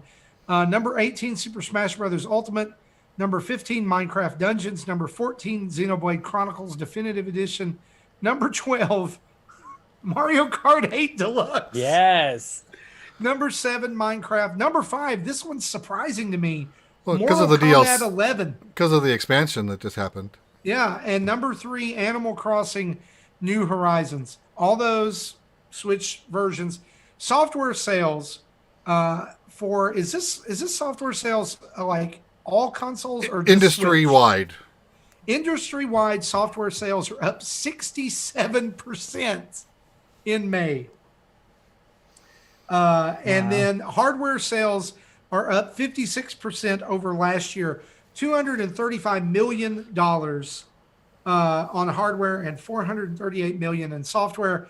The highest May hardware total since 2010.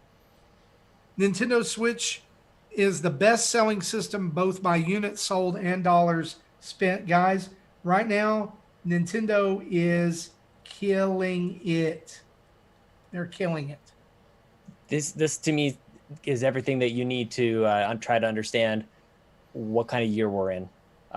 You don't need games. Everything is perfectly fine. It's more than fine. It's breaking records. So if anybody's kind of wondering like why aren't they really going at it? Why would you? Why don't take this time to just count the money and figure out what you're going to do for the time when maybe things maybe dip down a little bit, but there's no need to really do anything at this point. And it's There like are over 3,000 games on the eShop. If you don't want to play something, find something. there's lots to play, and this is something that I talk about all the time, which is people don't need a brand new Nintendo game to buy a Switch. They'll continue to buy a Switch for Mario Kart 8, which it is worth saying again and again is a Wii U game. This is an old ass game that they have stopped putting money into so long ago it's not even funny, and it continues to be a system seller. So why don't they have a fall game? Do they need one? It's the best selling console on the market right now, and it doesn't show any signs of slowing down. The quarantine and everything that's happened, it seems to be the best thing for Nintendo for the year that it probably was about to have anyways. I'm not suggesting that they're holding anything back because of that, but they're certainly not in any position to force out a direct or anything like that might not look amazing, just for the sake of having one. Like people are finding ways to buy Switches anyways. So this is all your answers. Like everything's in the numbers to me, anyways. By the numbers. I mean, that's Mm-hmm. yeah, absolutely. I love I love your description of Mario Kart 8, by the way. A Wii U game, by the way. I mean, it's literally Nintendo's cash cow right now. Why make Mm-hmm. anything else? Why do anything else if if you can continue to sell Mario Kart 8 Deluxe and it be Honestly. in the top 30 games or top 15 games every month? Yeah, I wouldn't be surprised to learn if they actually have like a Mario Kart 9 or whatever the next one will be, just ready, but like just waiting for it to dip. Like, why would you ever cannibalize this trajectory? Right? You Like, know, the rumor was Mario Kart 9 this year yeah. for the big game, for the Mm-hmm. big like second half game. Wabi Sabi, before they disappeared from Twitter, kind of said that and was right about a lot of other things. Mm-hmm. So I don't necessarily know that you put all your stock in one person's rumor, but they were right about several other things, and then they dropped that Mario Kart 9 thing, and then went off into the ether space or whatever. Mm-hmm. Mm-hmm. So if they got taken by the Nintendo Ninjas or whatever, I don't know, but to me it could be a thing like it was supposed to be Mario Kart 9 this year and then COVID. Right. Potentially. And I think we could coast the rest of the year. a lot of people comment on with Xbox and PlayStation kind of playing chicken a little bit in terms of like who's going to announce the price first, who's going to announce a launch date first. And I think that Nintendo is maybe playing a little bit of that as well in terms of like what's on deck for Nintendo. Like we don't know when these consoles are going to be launching, so they may be waiting to see when they're going to launch and how much they're going to be before they really lock in their holiday plan as well. So if they need to, like maybe they do drop a Mario Kart 9 to combat a PS5 and an Xbox Series X kind of thing. There's going to be a lot of disruption this fall, so Nintendo kind of has to be ready. And for here's that. the deal, Sean. Like as somebody that I feel personally is an expert on Xbox, I'll ask you this: with numbers like this and with them performing this way, Yeah. do they even need to release anything to combat Xbox? That's the funny. This I year? was just talking to Bobby about it on Cup of Joe. It seems like our roles were reversed. I felt like I was the taking on the Nintendo guru sort of apologist type of angle, going like, no, I was thinking like they don't need to do anything. All signs is like they're going to have the least expensive option on the market. It does seem like there were some new rumors coming out that Xbox is going to have a version of like a Series S or something that is half the price of the X. So they may have Nintendo in mind when it comes to that. But I look at like the Switch Lite as just like the secret weapon. Like it's $199 and it's one of the best things that's ever happened to video games in the history of video games. I love my Switch Lite. I really do wish that I had a way to plug it into my TV because I just want to use it 100% of the time and be able to get rid of my other Switch. But that aside, it's tough to compete when this is exactly what I mean when I say that. Like Mario Kart 8 Deluxe, a game that's forever old, can be paired up with a $199 console that you can buy multiples of in the same household. Like I don't know what the answer is, honestly. Like everything is so different right now, and for the first time in probably forever, you have such different approaches to video games from Nintendo to Xbox to PlayStation, and the way that Xbox is doing their whole thing with really services first and with Game Pass and everything, just trying to change your buying habits. Like I'm at the point where I'm like, I don't even know why would I buy games anymore? Because it'll probably come to Game Pass. And you know that, like one of the things I think that we're not seeing too, or we're going to see later on in the year as we get toward Christmas, is you're going to have all these people who heard about or went through, though there was a Nintendo Switch shortage. Yeah. Earlier in the year, we couldn't get a Nintendo Switch. And if Nintendo is able to like make a backlog of those available at Black Friday time, yeah, that's going to drive sales. And they also they've never dropped the price on the system either. Like we've been kind of complaining as fans over the last couple of years at like Black Friday. I think the last one was a really good example of it was the same package as the year before, which I actually think was Mario Kart package. Yeah, Mario Kart 8 with the old model of Switch in it. They just got a warehouse of them sitting around. That's somewhere. how little they have to try, right? So how do they combat like new systems? Like maybe they just discount by $50 and they're just like they just swim like right along. And Yeah, what if I they think do a is, $50 discount, that's oh my gosh. I mean, you're gonna like these. It's very high chances that some of these consoles are gonna be very, very expensive. So if you just kind of put up a nice, like lots of games on these things, lots of games that people are really familiar with, and they're rated very Okay, highly. so we've talked. You've said this a few times about pricing. Hmm. Give me some numbers, like just the Mm. Sean Capri guess. Oh man, it changes like on a daily PS5, basis. PS5, Series X. Okay, What P- damage is going on in the wallet? I think PS5. So they announced the two SKUs. There's the one with the disc and the discless version. I think the one with the disc will be 550, 549 USD, 499 for the digital version. I do think that the Xbox. I think they're going to be so aggressive in Xbox land. I think they're going to be 499 for the Series X, and that rumor is coming out that the Series S will be a half the price, which I think is bonkers. But we'll see. The other element that we kind of forget about if you haven't really been totally in touch with Xbox is that they had a few promotions. They were testing this notion of if you, it's kind of like buying a cell phone, and they call it Xbox All Access, and you essentially create like a month-to-month subscription plan, which you already have, by the way, with Xbox Live or Xbox Game Pass. You're already paying for that month-to-month, but they basically like top that I think it was like $15 or $20 a month, and you took the console home. You didn't pay for the console. It was just everything that you needed. You pay $20 or $25 a month, and you get the console as kind of like a cell phone type of thing, and you have no lump sum payment, and then you Yeah, just go it's home and, like and take the thing home. least owned console that comes Totally. with Xbox Live Gold And and probably a Game trade in at Pass. the other end of it too. Like just like your Yeah. phone, like when you're done with it, you trade it in and you put it towards your next phone and it locks you into that Yeah. ecosystem. I like I'll be pretty bold about this statement. Like I fully expect them to have Series X $0 as like a major advertisement that they Like put out there. get into the bundle, get into the Yeah, payment just like you plan. see, like get an iPhone for $0, like the exact Yeah. same thing. I think that they are really well positioned to do that. And then on the other side of it too, if you don't want to have that month to month kind of thing, you just buy it for probably. I think a Series X is gonna be $499. That's kind of where I'm at. So I think they'll have the disk drive advantage price point over the diskless, the digital PS5, and I think the PlayStation is going to be 550, then 499, and Series X will be 499. I like those prices. I mean, I don't like those prices, but I think Still a lot that's of pretty money. spot on. I'm kind of surprised the you're going as low as 549. I'm thinking 599. Yeah, it's possible. I just don't like. It depends on how I. Everybody's kind of looking at PlayStation, thinking that they're back to the old arrogant PlayStation. I'm not sure that I go quite that far. That they're so Yeah, out of. I think 599 would be out of touch. yeah. I think if they do that, I don't think we're at PS2 era Sony.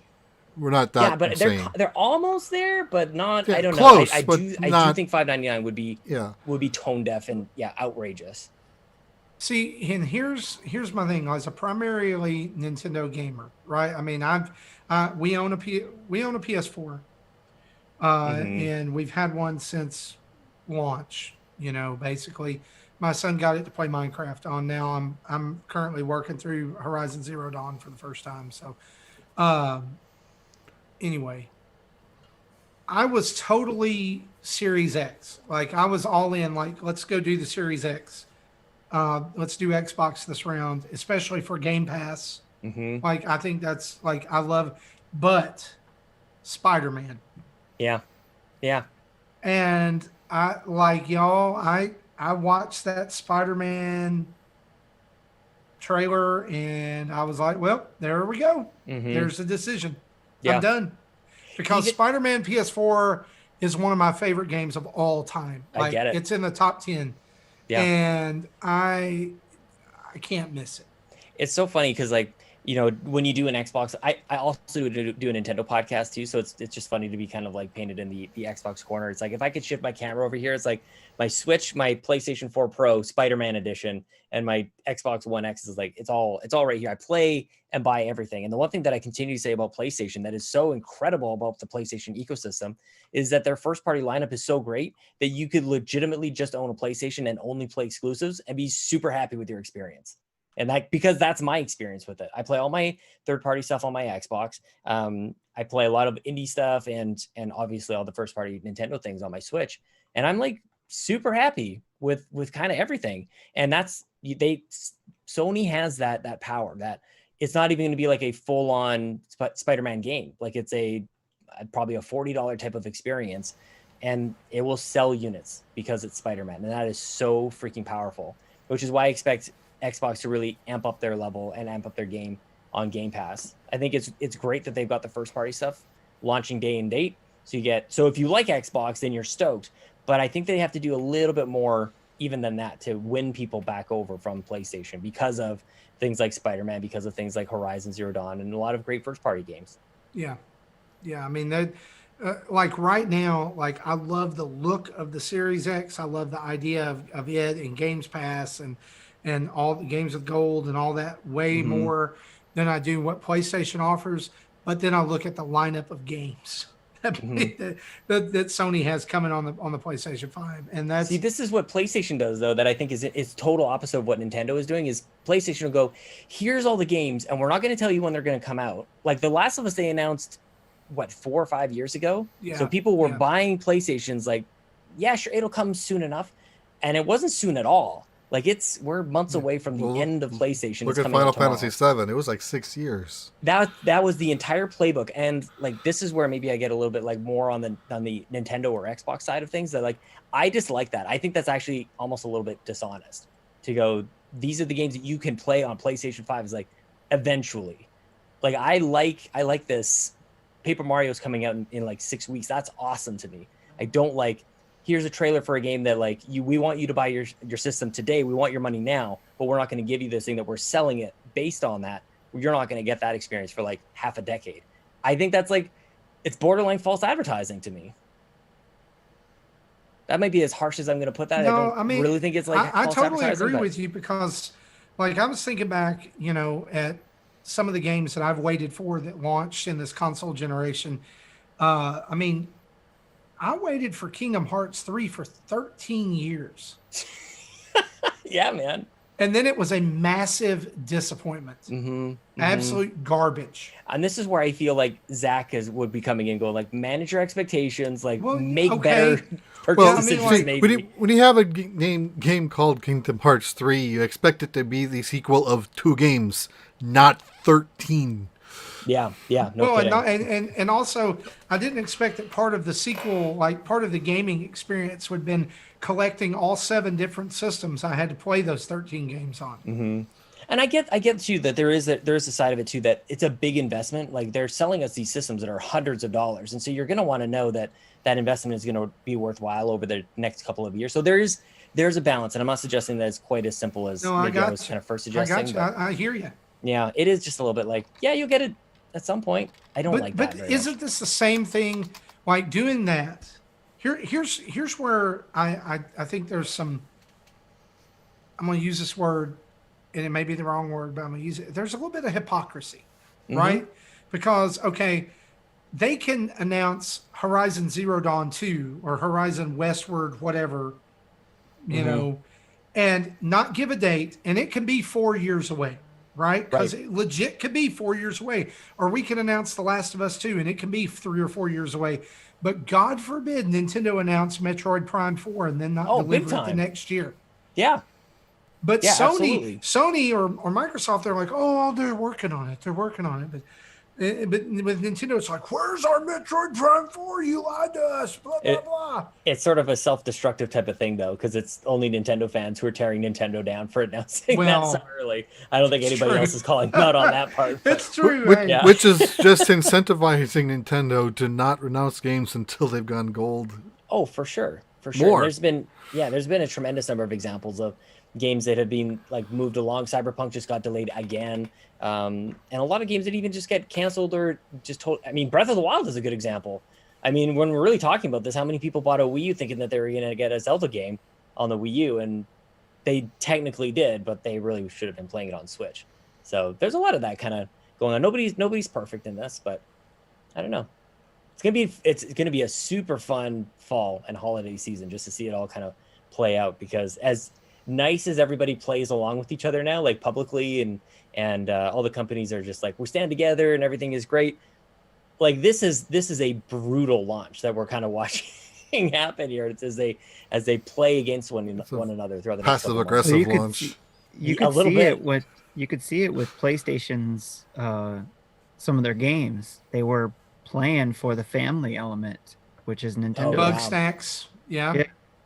So, which I thought was very interesting. It's like that looks like a Nintendo game where they're Hmm. going Mm-hmm. for the family side of things, like which is good for them business wise. It's like, hey, you got a PlayStation, you could play your single player, more adult games, but then during the day you could play with your kids. You could play this Astrobot game or I the think part of Little the Big Yeah. Planet reason game. they're doing that is because Nintendo has pretty much locked down the family thing, yeah, over the Hmm. last 3 years. I mean, Yeah, they definitely always got cornered. they've always have, but the core element of Nintendo fans is family friendly.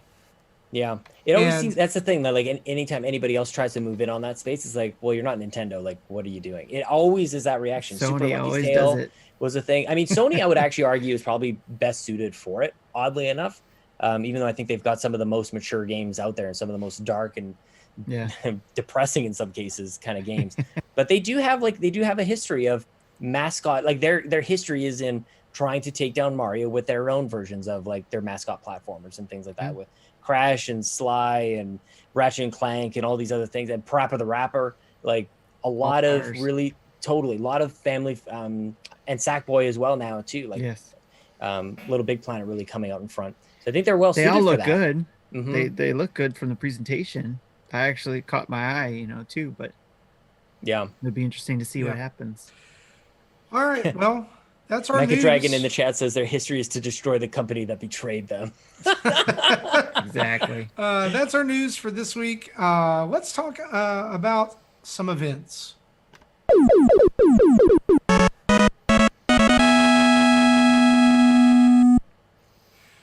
Jesse, tell us about some Pokemon Go Fest. Yeah, I brought it up a few weeks ago when we first heard about it, but there's now more details on it. Pokemon Go Fest 2020 will be July 25th and 26th, so a 2-day event from 10 a.m. to 8 p.m. local time, so 10 hours a day. That it will cost $14.99 or equivalent of your local currency, which will give you access to both days. If to compare to last year's, that was in Chicago, it was either 25 or 35 for a ticket, and even though it was still a 2-day event, you were only there for one day. So definitely you're getting a better deal out of this year, even though it's still a $15 ticket. So tickets are available to buy now. You can buy them up until the 26th at 6 p.m. If you buy them on the 26th, you will not have access to the 25th day events. There's basically each day is its own distinct event. Each day will start a new chain of special research events.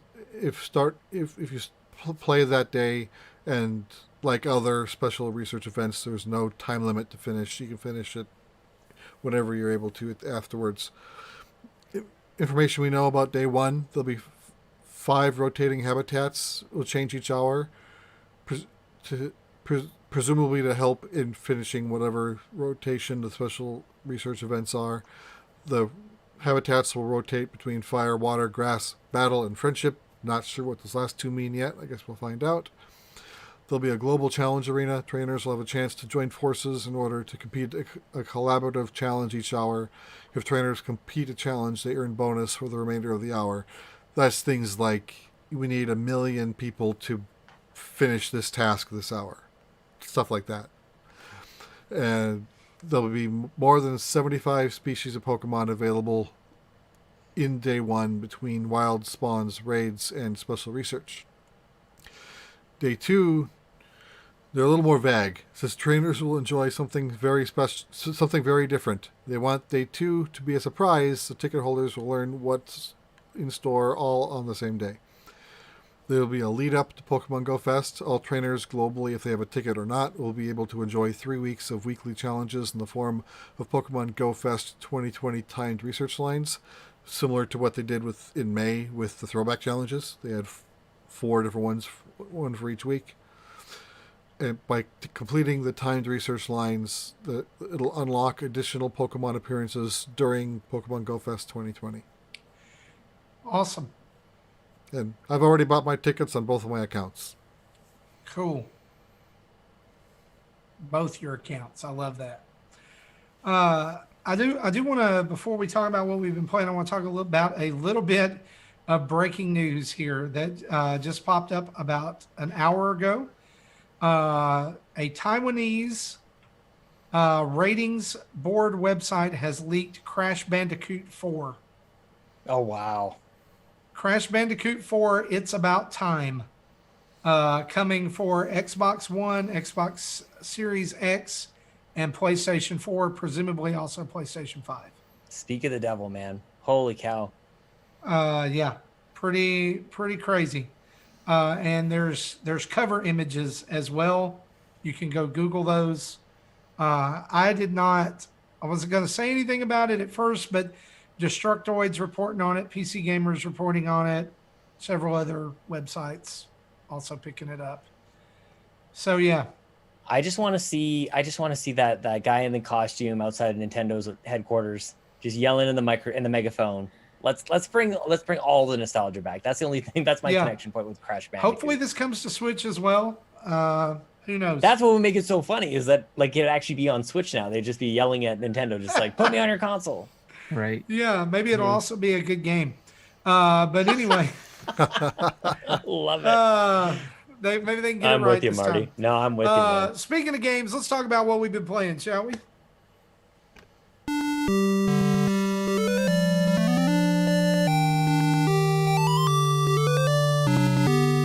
Sean Capri, we always let our guests go first because we're nice guys, and would love to hear what you have been playing this week. Marty, I want to tell you a little bit about a game called Xenoblade Chronicles Definitive Edition. Oh my god. I love Please, this God, game, man. no. It's my first time. I've never played Xenoblade before. I probably need up until Paper Mario actually comes out to actually beat this game. It goes forever, but I am all in, and I was not expecting this level of Japanime, but it's all that I want in my game right now. I'm loving it. That's my sort of like mainline game. I had a chance to review a game called Summer in Mara, or Mara, I think it's Mara. Beautiful looking game that I was really intrigued in terms of its art style. And while everybody else was playing Animal Crossing, I thought I would do some kind of farming activity in this lovely looking game. But I have to say, I'll be doing a bit more of a review on it on a Cup of Joe. It does not run well on Switch, and it definitely kind of lacks a little bit of the polish I was hoping for in that type of experience. And it's just kind of like, as I continue on with this game, I'm charmed by all the different characters, and the setting is beautiful, and the music is like, how do I get my hands on the soundtrack? It's got a lot of things going for it, but certain things like buying things at the shop doesn't really quite work, and the actually doesn't even have inverted controls. I don't know if I'm alone on this panel of, do you guys play inverted? It has no inverted controls. So I have a real hard time. You got to have the inverted controls. It's like, is that going away? Like there's another game I was playing recently too on another system that didn't have inverted controls as well. And it's like, I think I might have to figure this out, which is also a reason that I can't play Wind Waker, because it also doesn't have inverted controls.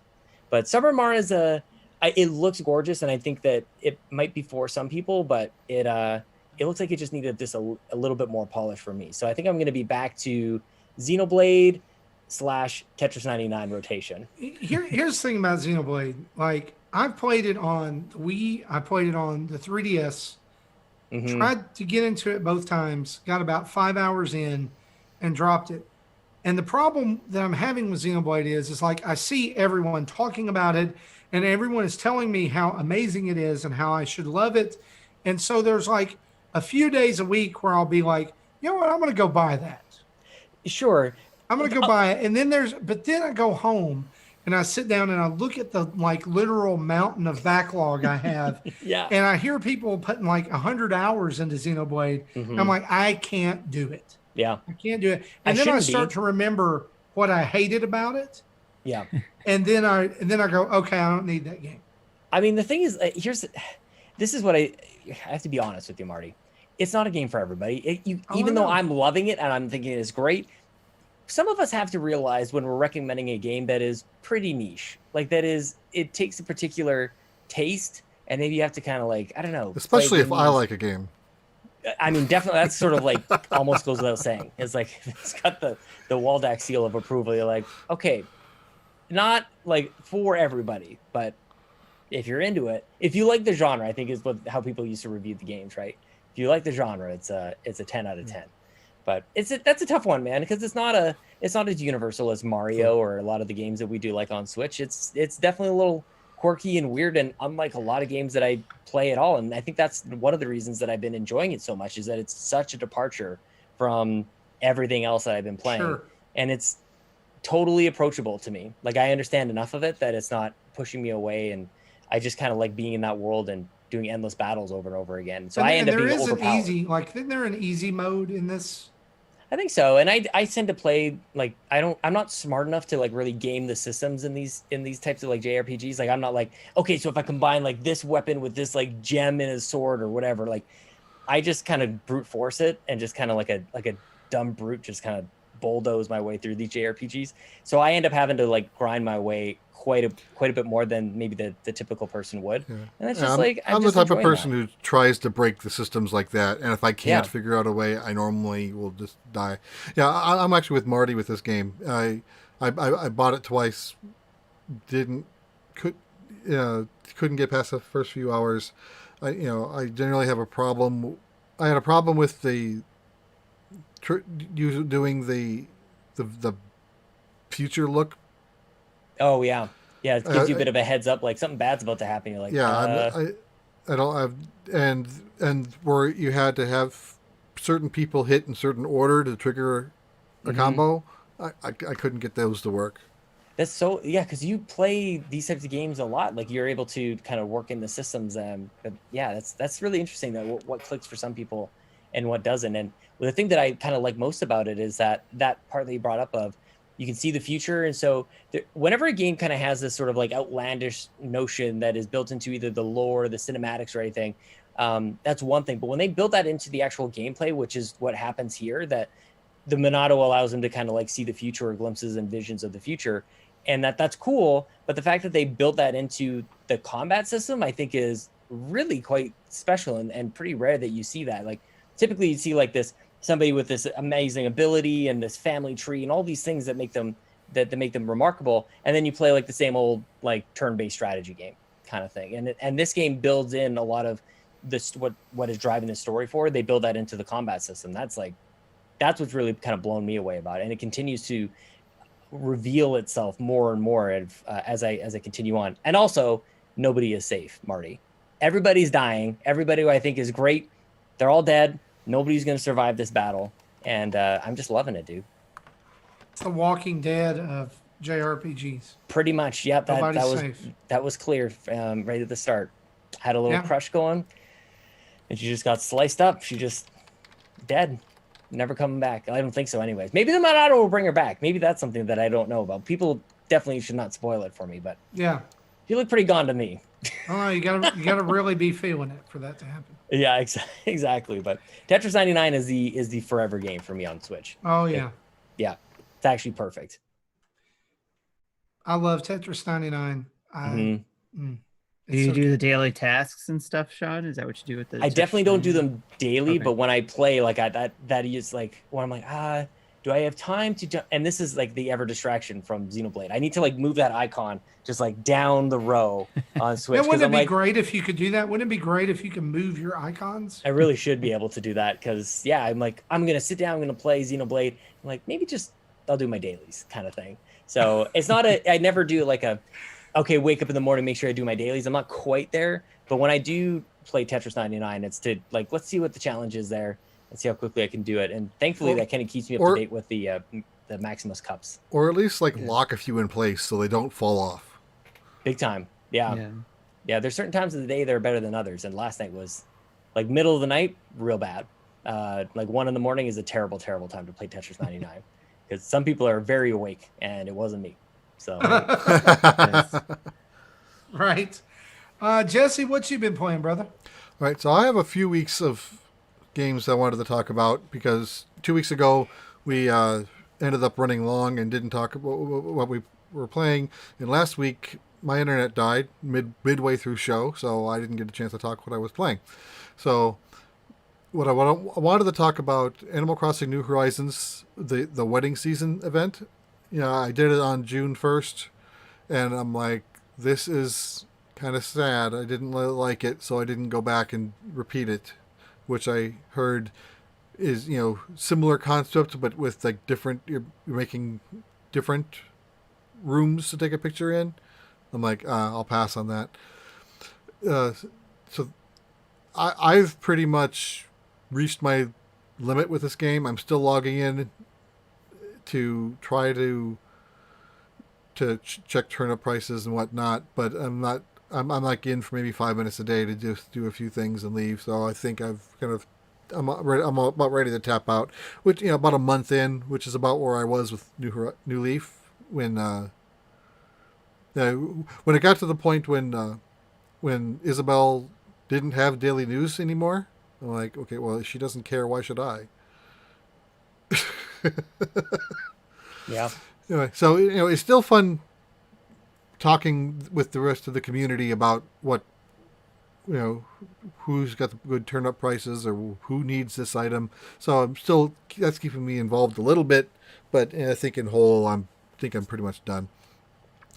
I picked up Bug Fables. When we heard about this a few months ago when it was on Steam and knew it was coming to Switch. It came out on Switch I think 2 weeks ago. I picked it up. I was at the time we didn't know Paper Mario was getting a sequel, so this was going to be the new Paper Mario game. The art style like literally rips it. Similar, even audio cues and gameplay elements rips it, but it's fine. Which did lead back to one of the questions I think last week when they asked how much is ripping off and how much is an homage, and I think my week late answer to that is kind of history has stated you can't trademark gameplay. You can trademark characters and art assets. So as long as your game looks different and has a different story, everything you can't get sued for that.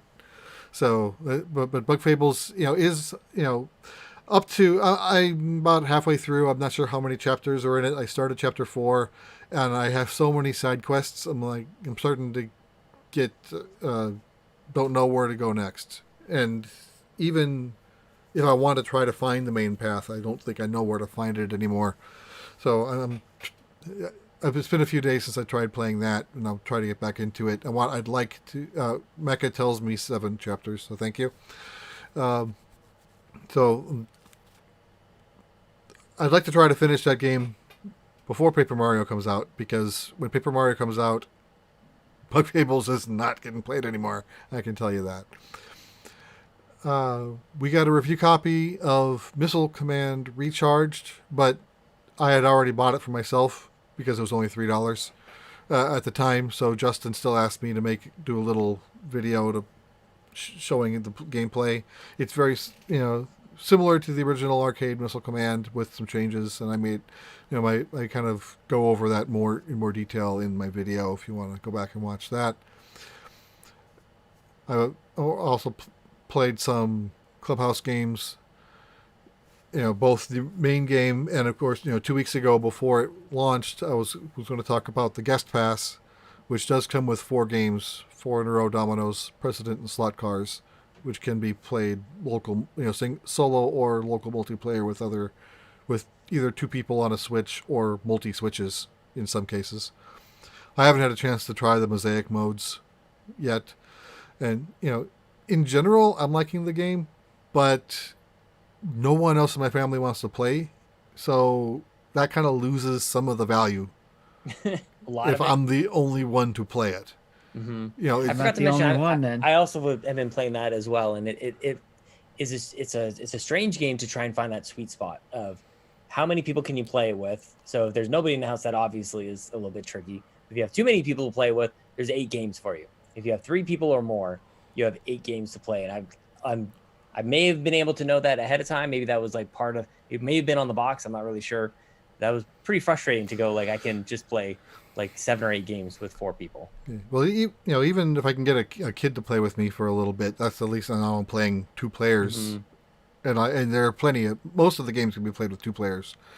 Yeah, it seems like it's designed for 2 people, even though you have games like bowling and golf and a lot of games that really should. But like the toy games are so fun. Like toy baseball is super fun, and I mean most of the games are just timeless classics, anyways. Like the yacht dice is awesome, and I had to remember how to play that. I want to say this because I was going to mention this game when I was talking about what I've been playing to you. I'm kind of obsessed with this game. Like I play it on the daily, and there's several that I just like are my favorites. Solitaire is and Sevens I love, but one of the things, shout out to the sound design on this game. Yeah, holy crap, the cards, the sound of the air hockey puck, the dominoes, all of it, just like you're there, like I mean, and I'll say this, the game that I find myself going back to, Yacht Dice is one of them, but the other one is Takoyaki. Have you played Takoyaki? I only played it once, but yeah. So the premise, Sean, of Takoyaki is there's a deck of cards in the middle of 2 players, and they each have 10 cards face down in front of them, like in 2 rows of 5. And starting with the one in the top left-hand corner, it's an ace, a 2, a 3, a 4, a 5 on through 10. So you turn over the top card, and if it matches an ace through 10, you get to turn that card over. But then if that card matches another number that's not turned over, you get to turn that card over, and so on and so forth. So you're trying to get all 10 cards turned It's completely a game of chance. Yes, There's no skill in it. It's very fast, but and then you can use the jokers to, sub in for anything. And if you draw a jack, a queen, or a king, your turn's over. But it's just like it's unique. It's Pig's Tail is fun. I even like the only gripe that I have about the game, and this is a legitimate gripe, is their Uno clone, the last card. The 2 blues are so close together, like the 2 blue colors are so close together. Like there's a yellow, a red, a blue, and like a bluish purple for the cards. Maybe it's just your display because on my TV that purple is pretty bright. Well, maybe so. I played it on 2 different TVs, and to me, like I was just like it'd be a different color. Like even if it was just like green, or maybe they thought that would get them too sued. Yeah, exactly the same. So they just make one slightly less. Yeah. Yeah. The game that disappointed me the most was the Texas Hold'em. Oh, really? Because I've played a lot of poker in the past 10, 15 years, mostly no limit. And this is limit Hold'em. Very limited. Which it is a completely different mindset to play it. Where with no limit, you want to when you're doing your mid hand bets, you're trying to pretty much put enough out to make everyone who doesn't have any chance to fold. You only want to be up against one other hand. Yeah. But here with limit, you can't bid people out. And if you have knowledge of pot odds and probabilities, unless so many people raise that where the bet is 40, you have pot odds probability to call every time. So it's just not fun. So you end up on autopilot a lot of the times where you're really not making a decision. Right. You just kind of like clicking. It's basically turned into a game of chance instead of a game of skill. Yeah. So like war. Right. So you just go play the casino game when you want to play some Texas Hold'em. Hold'em. That's the thing that I was wondering. Like we're playing a little bit of blackjack and then the Texas Hold'em. It's like, is this just giving me just enough to go to find the real thing? Like, am I about to go to like Yeah. PokerStars.com or something? Well, they have the casino game on the Switch now too. Yeah, man. So I mean, maybe that'll be a Nintendo Dads After Dark kind of thing, where we just like put up some real money. There What's you the go. buy-in, Jesse? Yeah, maybe we'll do a virtual poker night sometime. Who knows? It's actually not a bad idea. I can't believe we Yeah, haven't really landed I'm on that sure in there all are of this. websites that are out there There that'll are. kind of set things up. You They know, have the app just- for it. Yeah, and then the last game I wanted to talk about is it's a game that isn't out yet, but we got a review code, and I tried to do a let's play, and it failed miserably, but it's still out there. It's called The Almost Gone. Oh yeah. Our our embargo is lets us stream up to 2 chapters, and I couldn't get past the first one. I got stuck. I think I got stuck like 20 minutes in, and I looked around for the one item I need to advance for 20 minutes, and I said, I'm out. I can't do it. So it's a diorama based escape room type of game. I think your goal is to get out of the house and go to the treehouse. That actually And- sounds pretty cool. You know, it sounds fun. I want to know what's in the treehouse. Why is that so special to get to? That none of that is explained. I'm not asking A you. first kiss is waiting for you in the treehouse. But I just got stuck hard. Yeah, and the game that another game that we got a release code for, a release copy for, pre-release copy for, but I haven't had a chance to play it yet. Is from Jupiter, but it's not a Picross game. It's called Working Zombies. It kind of looks like, what's that? No, I can't think of the name. Like Diner Dash, or like a single player Overcooked type of game. It's resource management, but it's just one person. So at least that's what that's my take on it, just based on seeing trailers. I haven't had a chance to play it yet. I plan on probably doing a video this weekend on that. So the Working Zombies did come out today. Almost Gone comes out the 25th. I think it's available. You can get Chapter 1 demo on Steam today. At least I think that landed yesterday. So if you want to give that a try, you can get that on Steam get Chapter 1 on Steam for free. Cool. Tim, what have you been playing? Well, actually, before that, Mecha Dragon says Clubhouse Games has gambling in it. I'm surprised it isn't rated M. Because ESRB does have a distinction between simulated gambling and gambling. So because of that, it is rated E here. In Australia, it is rated M. Oh wow. Yep. Because they don't have a distinction between simulated pretty gambling crazy. and not. That's crazy. Your cat wants to tell us what she's been playing.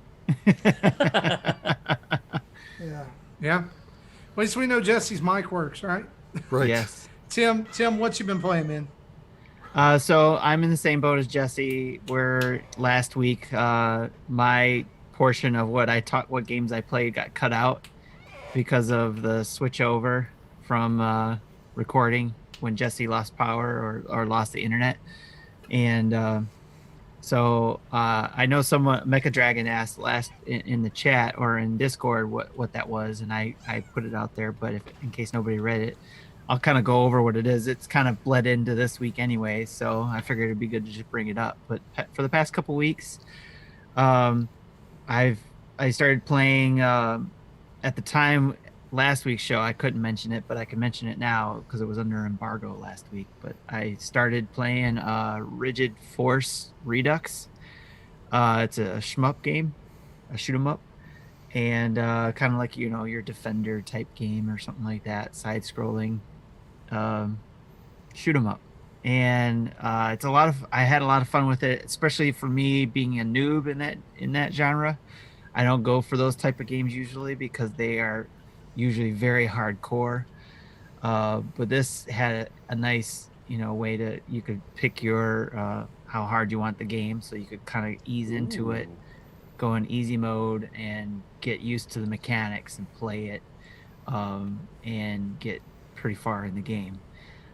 So I gave him shout outs for that because that's especially for noobs like me who want to get into the shoot 'em ups and want to get used to it or even try it out. I thought it was I'm really good. totally gonna try that. I love a good shmup. That's got like kind of like a almost like an 80s kind of flair to it, kind of like the neon colors and everything. Yes, yes. It feels really good. It feels like a really good arcade one, and they even have an arcade mode in it too. And I haven't had a chance to try that yet, but it was a lot of fun when I played it. Um, and then a little bit of Outer Worlds, more of that. And someone asked me actually a question, and I haven't been able to type it out. I think it was Simple Monk who asked me um, what I think of that game, and he was quite honest that he didn't watch any of the videos I did on it or the streams I did on it. But basically, I mentioned to even Justin about this that if you're a person who's graphics first and you get immersed in a game because of graphics, don't play this game on the Switch because Mm-hmm. you should go play it on a better device or a better console that will handle the graphics for you so you can get immersed into the game.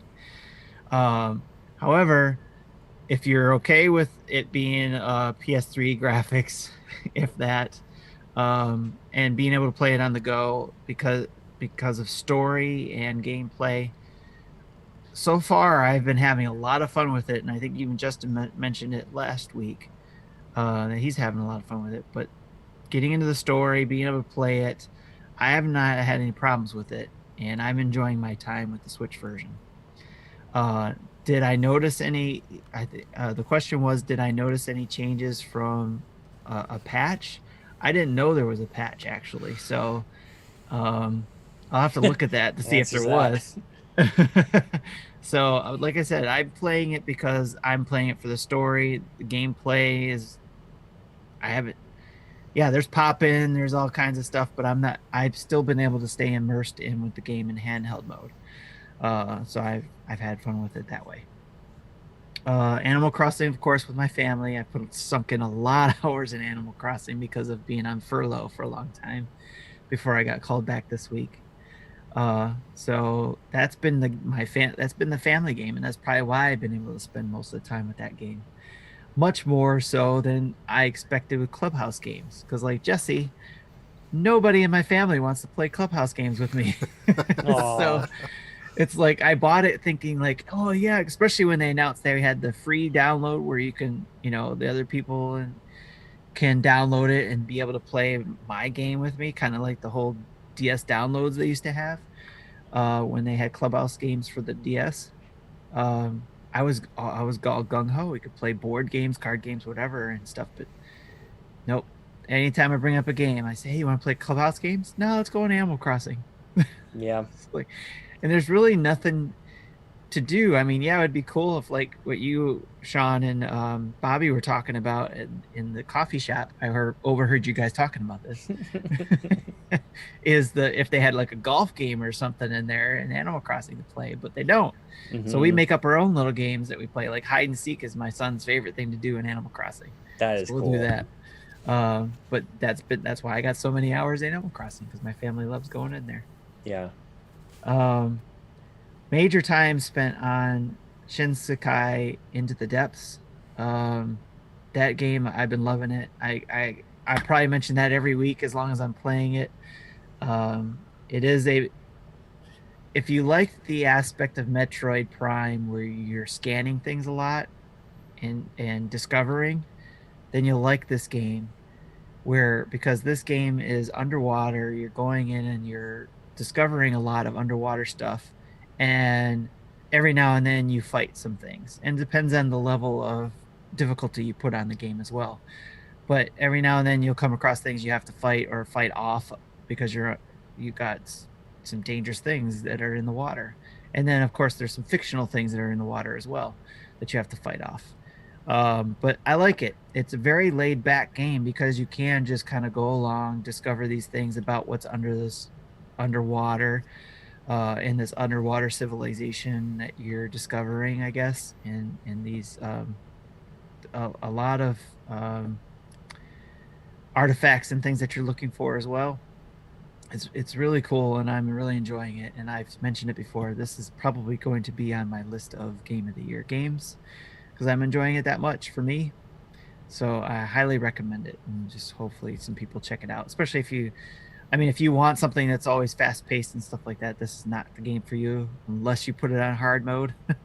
Mhm. um, but it's more about exploratory stuff, and then you run into things you have to battle. Hmm. And then last but not least, the definitely going to be game of the year is Jump Rope Challenge. On now, Yes. the game that's right behind me if you're watching.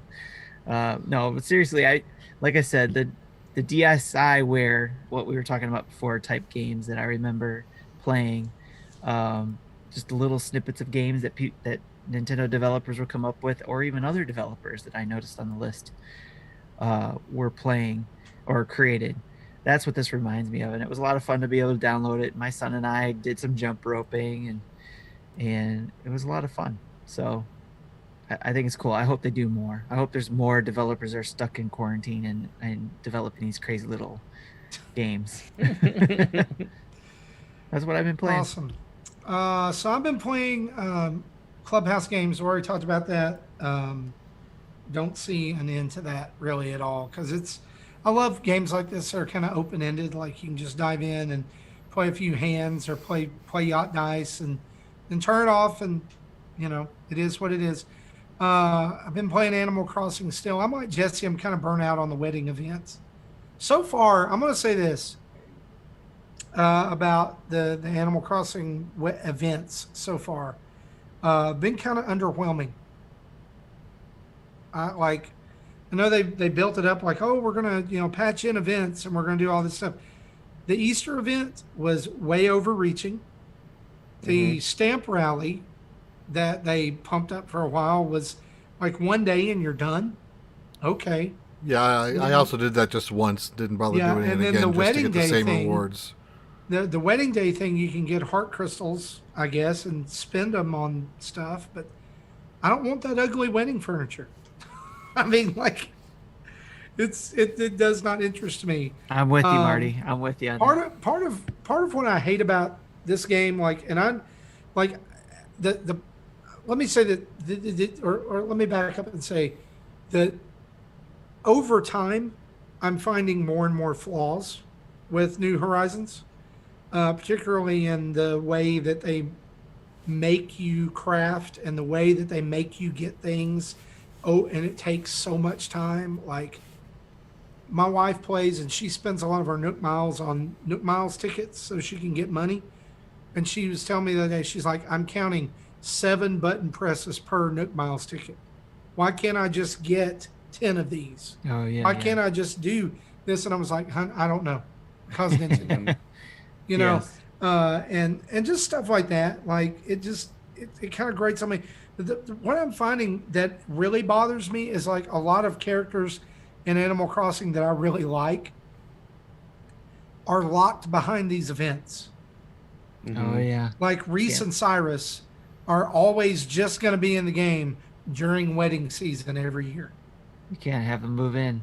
Like they had retail in the DS version and 3DS version. So there was like a recyclable store and a Nook store.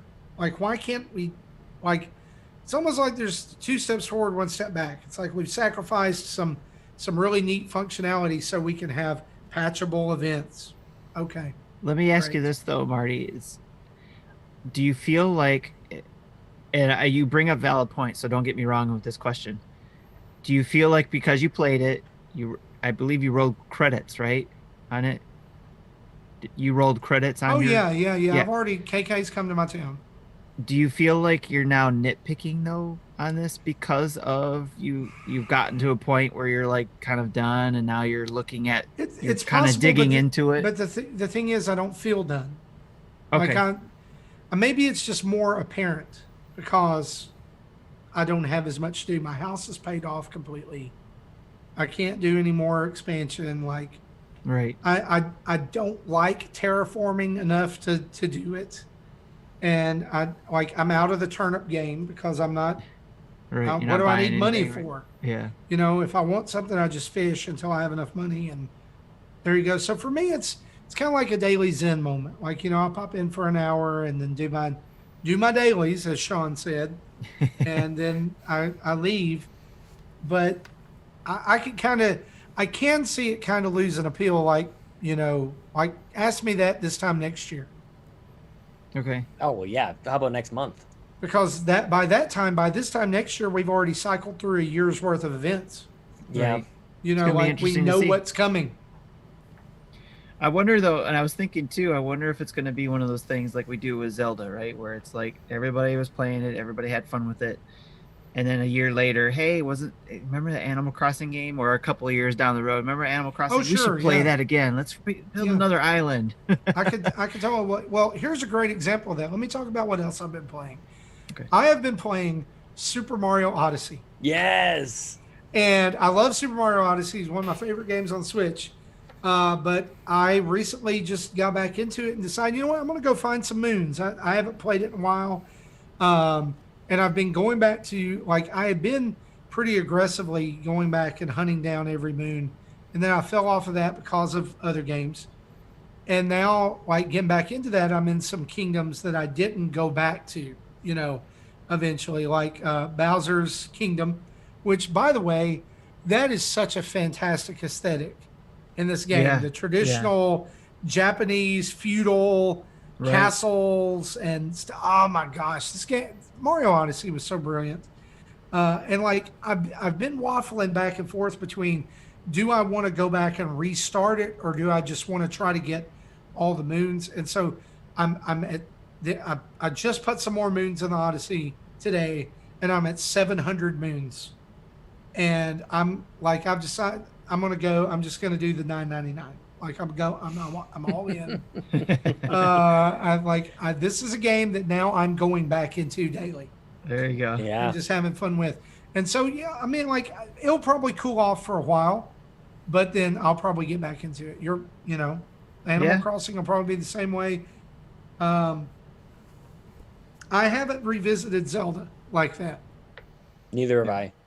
Like, I thought Breath of the Wild was fantastic, but it just did not grab me the way it grabbed some people. Yeah. It grabbed me for 65 hours, and that was enough. But yeah, I had 150 hours into Zelda, and I don't know if that's a game I ever really want to go back into. If I do get back into a Zelda mood, if they don't announce another Zelda game soon, I'll probably end up finally playing Twilight Princess on the Wii U that I bought and never played because I had just replayed it on the Wii a year before it was or a few months before it was announced. Yeah. Can I just say I would really like a Link Between Worlds brought to Switch? Like, as long as we're just bringing old games up to Switch, I just Yes. absolutely adore Yes. that game. That's the one for me. I'm for still sure. waiting for those 3DS games that were supposed to come over. Good point. to Yeah, Switch. exactly. Oh man, the 3DS is a whole. You guys should do like a retro rewind just on the 3DS. Remember that whole thing? Retro We rewind. still have it. At the end of it, I'll just throw mine in the garbage. No, they get played every day here. No, They- I love my 3DS, That's- 2DS, my ice cream, my creamsicle 2DS that Oh, I was good finally one. able to get. Oh, So, yeah. Just background. And I don't Background. here's the thing. I had the nice, the 3DS XL, the new 3DS XL. I totally don't miss that from going down to the 2DS. So Yeah. I I'm love this. I'm good. My favorite version. Guys, let's talk. Let's turn on the community spotlight as we round out the show.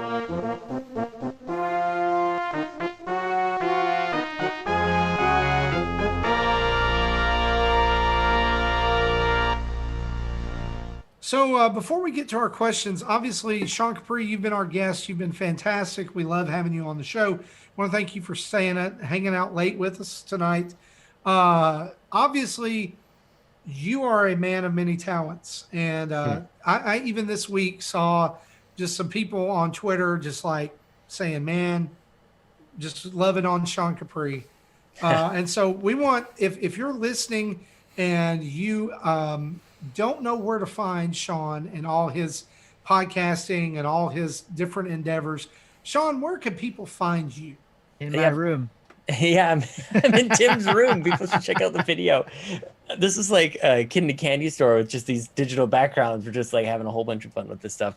Thanks, Marty, for that. I appreciate it. And as every one of these bumpers has been playing, I'm realizing that I have odd nostalgia for Nintendo Dads. Like I've been listening for so many years, and the consistency with the music is so strong and important for me that like I hear that tune, I'm just like, yeah, man, that brings me back to like 2015. You know what I mean? Like it just brings me back so far, so many years. I've just been such a fan for so long. So I just really appreciate you guys having me on and kicking back and having a nice long form of Nintendo chat. Normally Bobby bails on me by about like the 30-minute He's done mark. with He his just, coffee and he leaves you. yeah, he loves me and leaves me. So that's pretty much it. But yeah, people can find me on Twitter and yeah, podcasting. I'm just really loving podcasting right now, man. Cup of Joe and Nintendo is a kind of a short form, just a 30 to 40-minute chat with Bobby, the Nintendo guru, who once I met him, everything kind of changed for me. And We the Gamercast, still weekly, is just kind of hanging out, having sweet hangs with strangers from the internet. And it's just been so fun just to sit down and hang out on a Monday night and have a chat with people who like video games. We talk a little bit about video games and mostly just about like life and just kind of like how people are doing. And it can get either very serious or totally wacky and ridiculous. So it's just a totally different take on sort of, I think, the video game podcast. And then speaking of totally different, like the Xbox Drive is the Xbox show that I do, that I record while driving a car. And it was sort of born out of the idea that I was already doing too much. I'm like, I'd love to do another show, but I don't have any time. And I was having that conversation while on a Skype call with Dave Moore, who was the original co-host of the Xbox Drive. So I just can't stop, man. I just kind of I love listening to podcasts. That's kind of how it all started, was just listening to people just talk about the thing that they're so passionate about. And how can you not want to jump in on that? And then, fast forward a couple of years, and I just feel so honored and privileged to be like, so many people would kill. Like you mentioned, you have 120 people who support you guys on Patreon, and thousands and tens of thousands of people who listen to you on a weekly basis. They would kill to be able to be here where I am. And that honor is not lost on me, that I get the invite to be on Nintendo Dads. It's a really special thing when I get invited on. So I just really appreciate that. I'm all verklempt over here. It's a big deal, man. I don't know. Like I think sometimes people can kind of get away from themselves a little bit. And I'm very lucky to be able to like message all you guys, and Justin and I chat a lot, and it's just like, the Justin Masson messaged me. That's awesome. So it's a crazy life that we all kind of live, and like we're very lucky to get to do what we do and have some of the access that we get, and to be able to like have family commitment and family support to allow us to do the things that we do. And that's kind of some of the things that we like to explore on We the Gamercast. But on Cup of Joe and Nintendo and the Xbox Drive, it's all about games, and it's just so awesome. And it's kind of the best time right now, 2020, even though like the world is on fire. New consoles are coming out, and it's a fun time to be talking about video games. And Yeah. everybody's buying them. So Perfect. So you guys go check out Cup of Joe and Nintendo, check out Xbox Drive, check out We the Gamercast, hit up Sean on Twitter. And with that being said, let's dive into some of your comments and questions. Jesse, we got an email from Andrew, and he says this: "Hello there, big fan of the show. It inspired me and some buddies to make our own Nintendo related podcast. Love it." He says, "I have a question for Jesse. I assume since he runs the soundboard and tech stuff, how do you guys record your podcasts and do sound effects and such? We just barely started, and our current setup is that each of us has two devices, one for recording audio and the other for video chatting together. Then in post, I compile all the audio together and add sound effects and musics. That I can't read. Music. I live in fear that one of our audio recordings won't work and we have no backup.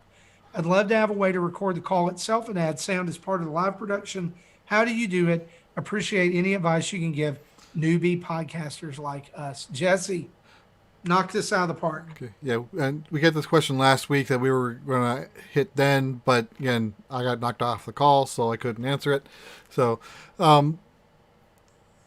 yeah, actually, if everyone recording their own their own audio and doing the sound effects in post is probably the better quality way in the long run.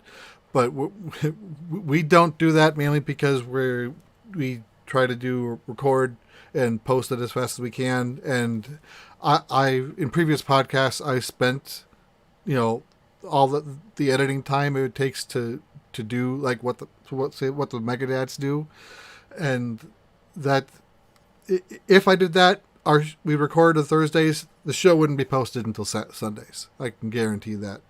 And sometimes it wouldn't even be posted at all because I just wouldn't feel like doing it. So that's why we kind of don't put that level of effort in the editing. But the way I do the audios in real time is actually kind of complicated. I know Zach did it because he had a physical mixer. I'm not sure how that was wired in, but I have a digital mixer, which basically gives me, you know, my microphone's an input, you know, the PC itself is an input, and then what I hear off the Zoom call is an input, and then I blend them into two different outputs. One of them is my mic, and the PC is an output, which then is how they hear me and the music, and that gets recorded. And the other goes into my ear, so I hear them, but I don't hear me. But I hear them and the music, but I don't hear me. So if you want to get more detail in how I did that, you know, DM me and I can probably show you what I have and we can get things started with that.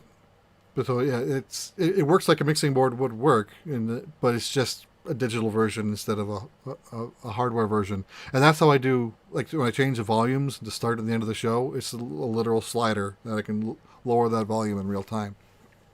To play the various sound bites and music, I have a Stream Deck that I just have programmed to be a soundboard. Stream Deck can do a hell of a lot more than what we're using it for. I'm just pretty much only using it as a soundboard. Then we use Zoom to do our call. Zoom itself does have the ability to record itself, and actually that's how the back half of last week's episode was saved, because they turned on the Zoom recording, and then I merged them together with what I was able to record. So that's if I don't know what you use for your video, but most video conferencing type of software has a way for you to record your meeting, and then you can do some editing with that later as well. So useful for like as a backup in case one of your audios do fail. And I've seen this happen on another podcast, like NWR does it this way. If they lose a voice, they sometimes lose the entire episode because that was like their main voice, and it just wouldn't make sense with only 3 out of the 4 voices. Or sometimes it is a minor voice that they just kind of cut around it. So sometimes you have to be creative if you lose a voice like that. So probably a longer answer than you were expecting, but I hope it helps. And could do a whole podcast on that one, probably. Pretty much. Definitely. What everybody's learned and their best practices. And you could do a video on it, Jesse, on the Nintendo Dad's channel. Here's how you make a podcast work. Do a series. Mm-hmm. Seriously. Yeah. I don't need more backlogs. That's a great idea. A great idea. Yep. Although, let's do that. I'm amazed you even told that much, because the magician doesn't tell you how to do his tricks. So, but Jesse's just an open book, man. You ask and you get the answer. There you go. Mm-hmm. I never said it was magic. Woo! I had to push something. I love it. That was awesome. One other question we got this week is from Ebusel over on Patreon, and he asked this. I love this question. Which game or franchise would you create an 80s animated style cartoon of that did not already get an animated live action show? Ooh. Wait. Okay, so we're making a game? No, we're making a cartoon. Okay. Out of a game or video game franchise okay. that has not already received an 80s style cartoon. for that. Does it have to be an 80s game, or can it be more of a modern game with an older? No, it could be any game. He said any game. You know what? Okay. I don't know Just an 80s why. style. And by 80s cartoon series, I'm really feeling like he's probably thinking of the Super Mario Brothers Super Show. Low budget. Serialized, low budget. Yeah. Yeah. Metroid. Oh yeah. That was my answer. Tim and we're going Metroid. Like visiting a new planet every week, following the adventures of Samus Aran, the Oh my bounty gosh, hunter. that's so good. Yeah. No Captain I'm Ed. in. I'm On totally the in. mother brain. Oh, I gotta find Captain Ed somewhere and watch that. I Actually, can't think haven't of anything because because I watched all that garbage back when I was a kid, and actually liked it. Back Earthbound. yeah. You know another one Nah, that I think would Earthbound. another Earthbound's a one great answer. that I think would make a great 80s cartoon because of the wackiness, and having to fill in the gaps and everything. Follow me here. Punch Out. Nice. Mm-hmm. Punch Out would be great. Because I'm remembering all these old shows, even pre NES era. Like there was the Pac-Man, And Donkey Kong. There was Donkey Kong. There was a kangaroo. There was a Q*bert. So there was a whole bunch of weird games that had cartoons made out of it. Yeah. So Can you imagine like a modern like Halo? Oh my god, that needs to an just 80s stay out of there, cartoon. man. I want Pilot Wings. My answer is Pilot Wings, Ooh. and just I don't know why, just all the different like tricks and landings, and just all the different bullseyes he end up like flying onto. I love Pilot Wings. You know what I love most about Pilot Wings is that they do this whole thing where you train for the entire thing. And at the very end, they throw you that curveball. It's like, oh yeah, by the way, you got to go bomb this enemy base. Right. I love that about that game because it's like you've been doing all the pilot training and everything. Oh, by the way, the whole reason you're doing this pilot training is because we've been training you to become a war machine. I never got that far in that game. It's such a weird, like totally random. I mean, the 64 is really where it's at. I just had the Conker's Bad Fur Day is also a cartoon. That would be amusing. I would watch. There we go. What about Banjo-Kazooie? Yeah, that would fall in the same vein. Paper Mario would be. Oh, Paper Mario good. Show. How about Kirby? Oh no, Big Luigi's Man. I mean, all of them. Honestly, Kirby like did that get a was cartoon. No, Kirby's Got a the- cartoon. Oh, that's right. There's that classic. I think clip he's of- had a few. Yeah, Pikmin has he's had had like- animated shorts, but having that as like a full-fledged thing would be interesting too. I was thinking Luigi's Mansion as well. Yeah, It'd be pretty fun. That would be. I could even see great like question. F-Zero. That is a great question. F-Zero would just like give me an F-Zero anime. did get a cartoon, didn't it? Was it an anime? Was it an anime? That was an anime. That Yeah. was. it? Okay. Well, I'm thinking. I 80, think the I whole think the 80s style GBA thing. games were based time. on the anime. Well, I mean, guys. just Clay Fighter. I want Clay Fighter too. Ooh. I'm pretty sure that I mentioned Clay Fighter every time I'm on this show somehow randomly and somehow it fits Sean in. Capri, let me ask you a question. Sean Capri, Are 33 you and a a third. Clay Fighter fan? I think I'm ironically a Clay Fighter fan. Like I'm not going to Like suggest that here's it's the deal. The idea I of like Clay it. Fighter, the idea of Clay Fighter, fantastic. The execution of Clay Fighter all these years later.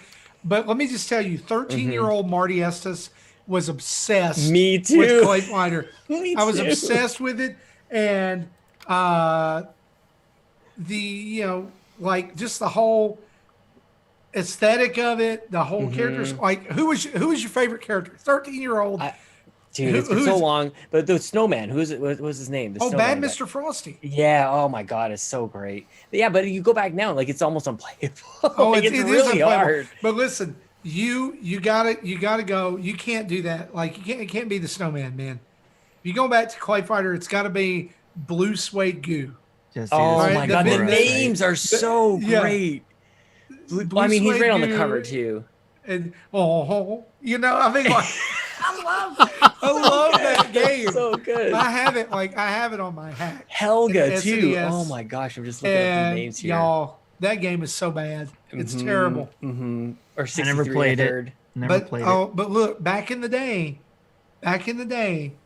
Clay Fighter and Clay Fighter 2 was the jam. I mean, anything And- like stop animation or even like clay. Was it clay animation? Claymates was Yeah. one of them too. Oh, You remember that so was like a great. platformer. And I will remember like the Blockbuster video for a while had the Clay Fighter Tournament Edition.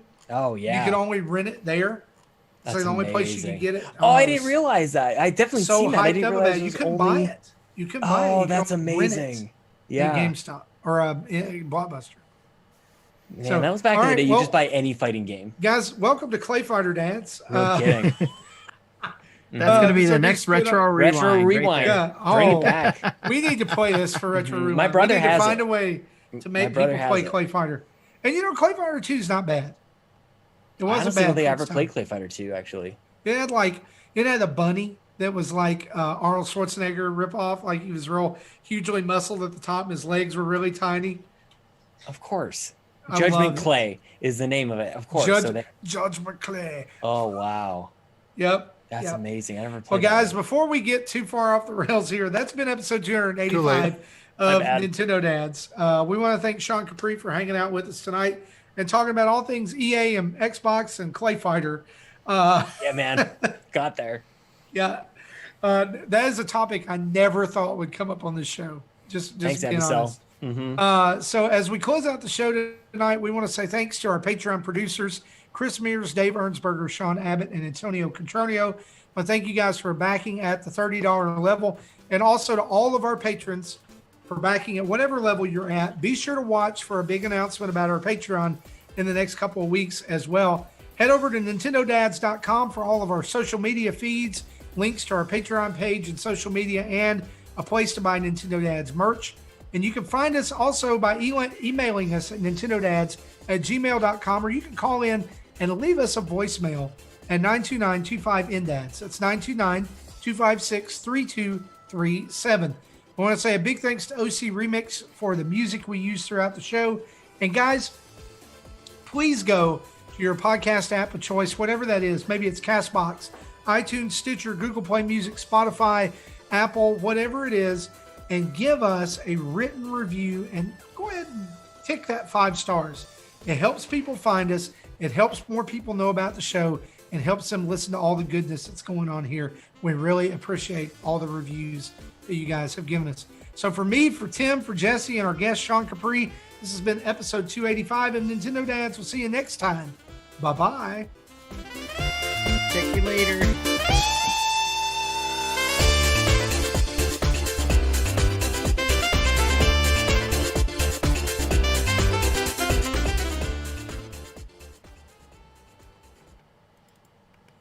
Thank you for listening to Nintendo Dads.